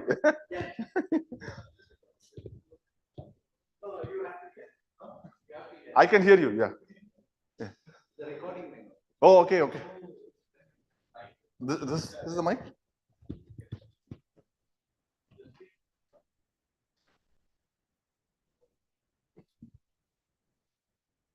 Yeah, so a couple of questions. One is about this, the bounded, so as you said, random testing will not be able to detect, I mean, it will, if it finds the bug, fine. If it does not find a bug, there's no guarantee that within that particular bound, there isn't a bug. But you say that for the bounded, it's bounded page sequences. Page, yeah, the number of page visits you make in a trace, we keep a bound on that. Yeah. So how many pages you visit in that? How many pages? In an execution, yeah. In a certain execution, if you know within the bound, if you put a bound, then you're saying that you have an exhaustive analysis within that particular bound. Yeah, that property that you encode will show whether it's violated or not within all possible executions that visits only so many pages. But that particular number is, how do you determine that number? No, that user has to provide that. So like when you use JPF, normally if there is a loop, normally you have to say how many iterations you want to cover. I see. So in JPF, so similar philosophy we follow. Yeah. I see. You say 10 pages, 8 pages. I see. So it is possible that there is a, I mean, within that bound there isn't a bug, but yes, it's possible. It is possible. That Yeah. way, Yeah. Yeah. This is any symbolic execution has this issue. One has to have a bound. Yeah. So this is inherited from JPF. This is not. If you do static slicing using our generated model, it does not have that problem. So it is really not a artifact of our approach, but an artifact of symbolic execution. Artifact. Okay. Okay, sure. And the second question was about the fact that you have a framework for properties, right? I mean, you're saying, so this was one particular property. You had 19 properties, you said. Yes, yes, that was one example I showed. Yeah. Yeah. Yeah. So this framework for expressing properties, how do you, I mean, how do you define? So we don't have a language for expressing properties. You have to write extra code embedded in the application. Maybe you can use extra variables like did I go through the confirm password page? Yes. Then come here and check. If I went through the confirm password page, did I log in? So you may need to use extra Boolean variables embedded in the code, but to check whether the whether you had a problem or not. So this is manual work. But it's possible that you can write arbitrary code as the property. Then that could be a bit of a challenge. No, so we don't restrict. You can write any code to. I mean, JPF is going to explore traces. So you write whatever code you want to test whatever property you want. Yeah, and it will just put assertions, put extra global, I mean, Boolean variables to check what path you went through and put assertions. And JPF will try to. Slice for those, so that you only just get a characteristic thing of it. But the slice is a different experiment, but yeah, in this JPF. All those just slice for the Boolean variables. You can do that also. Yeah, yeah, yeah. Boolean sort of program. Right, right. So JPF will just try to fail your assertion. So you write whatever assertions you want to. Yes. Okay, sure, great. Yes.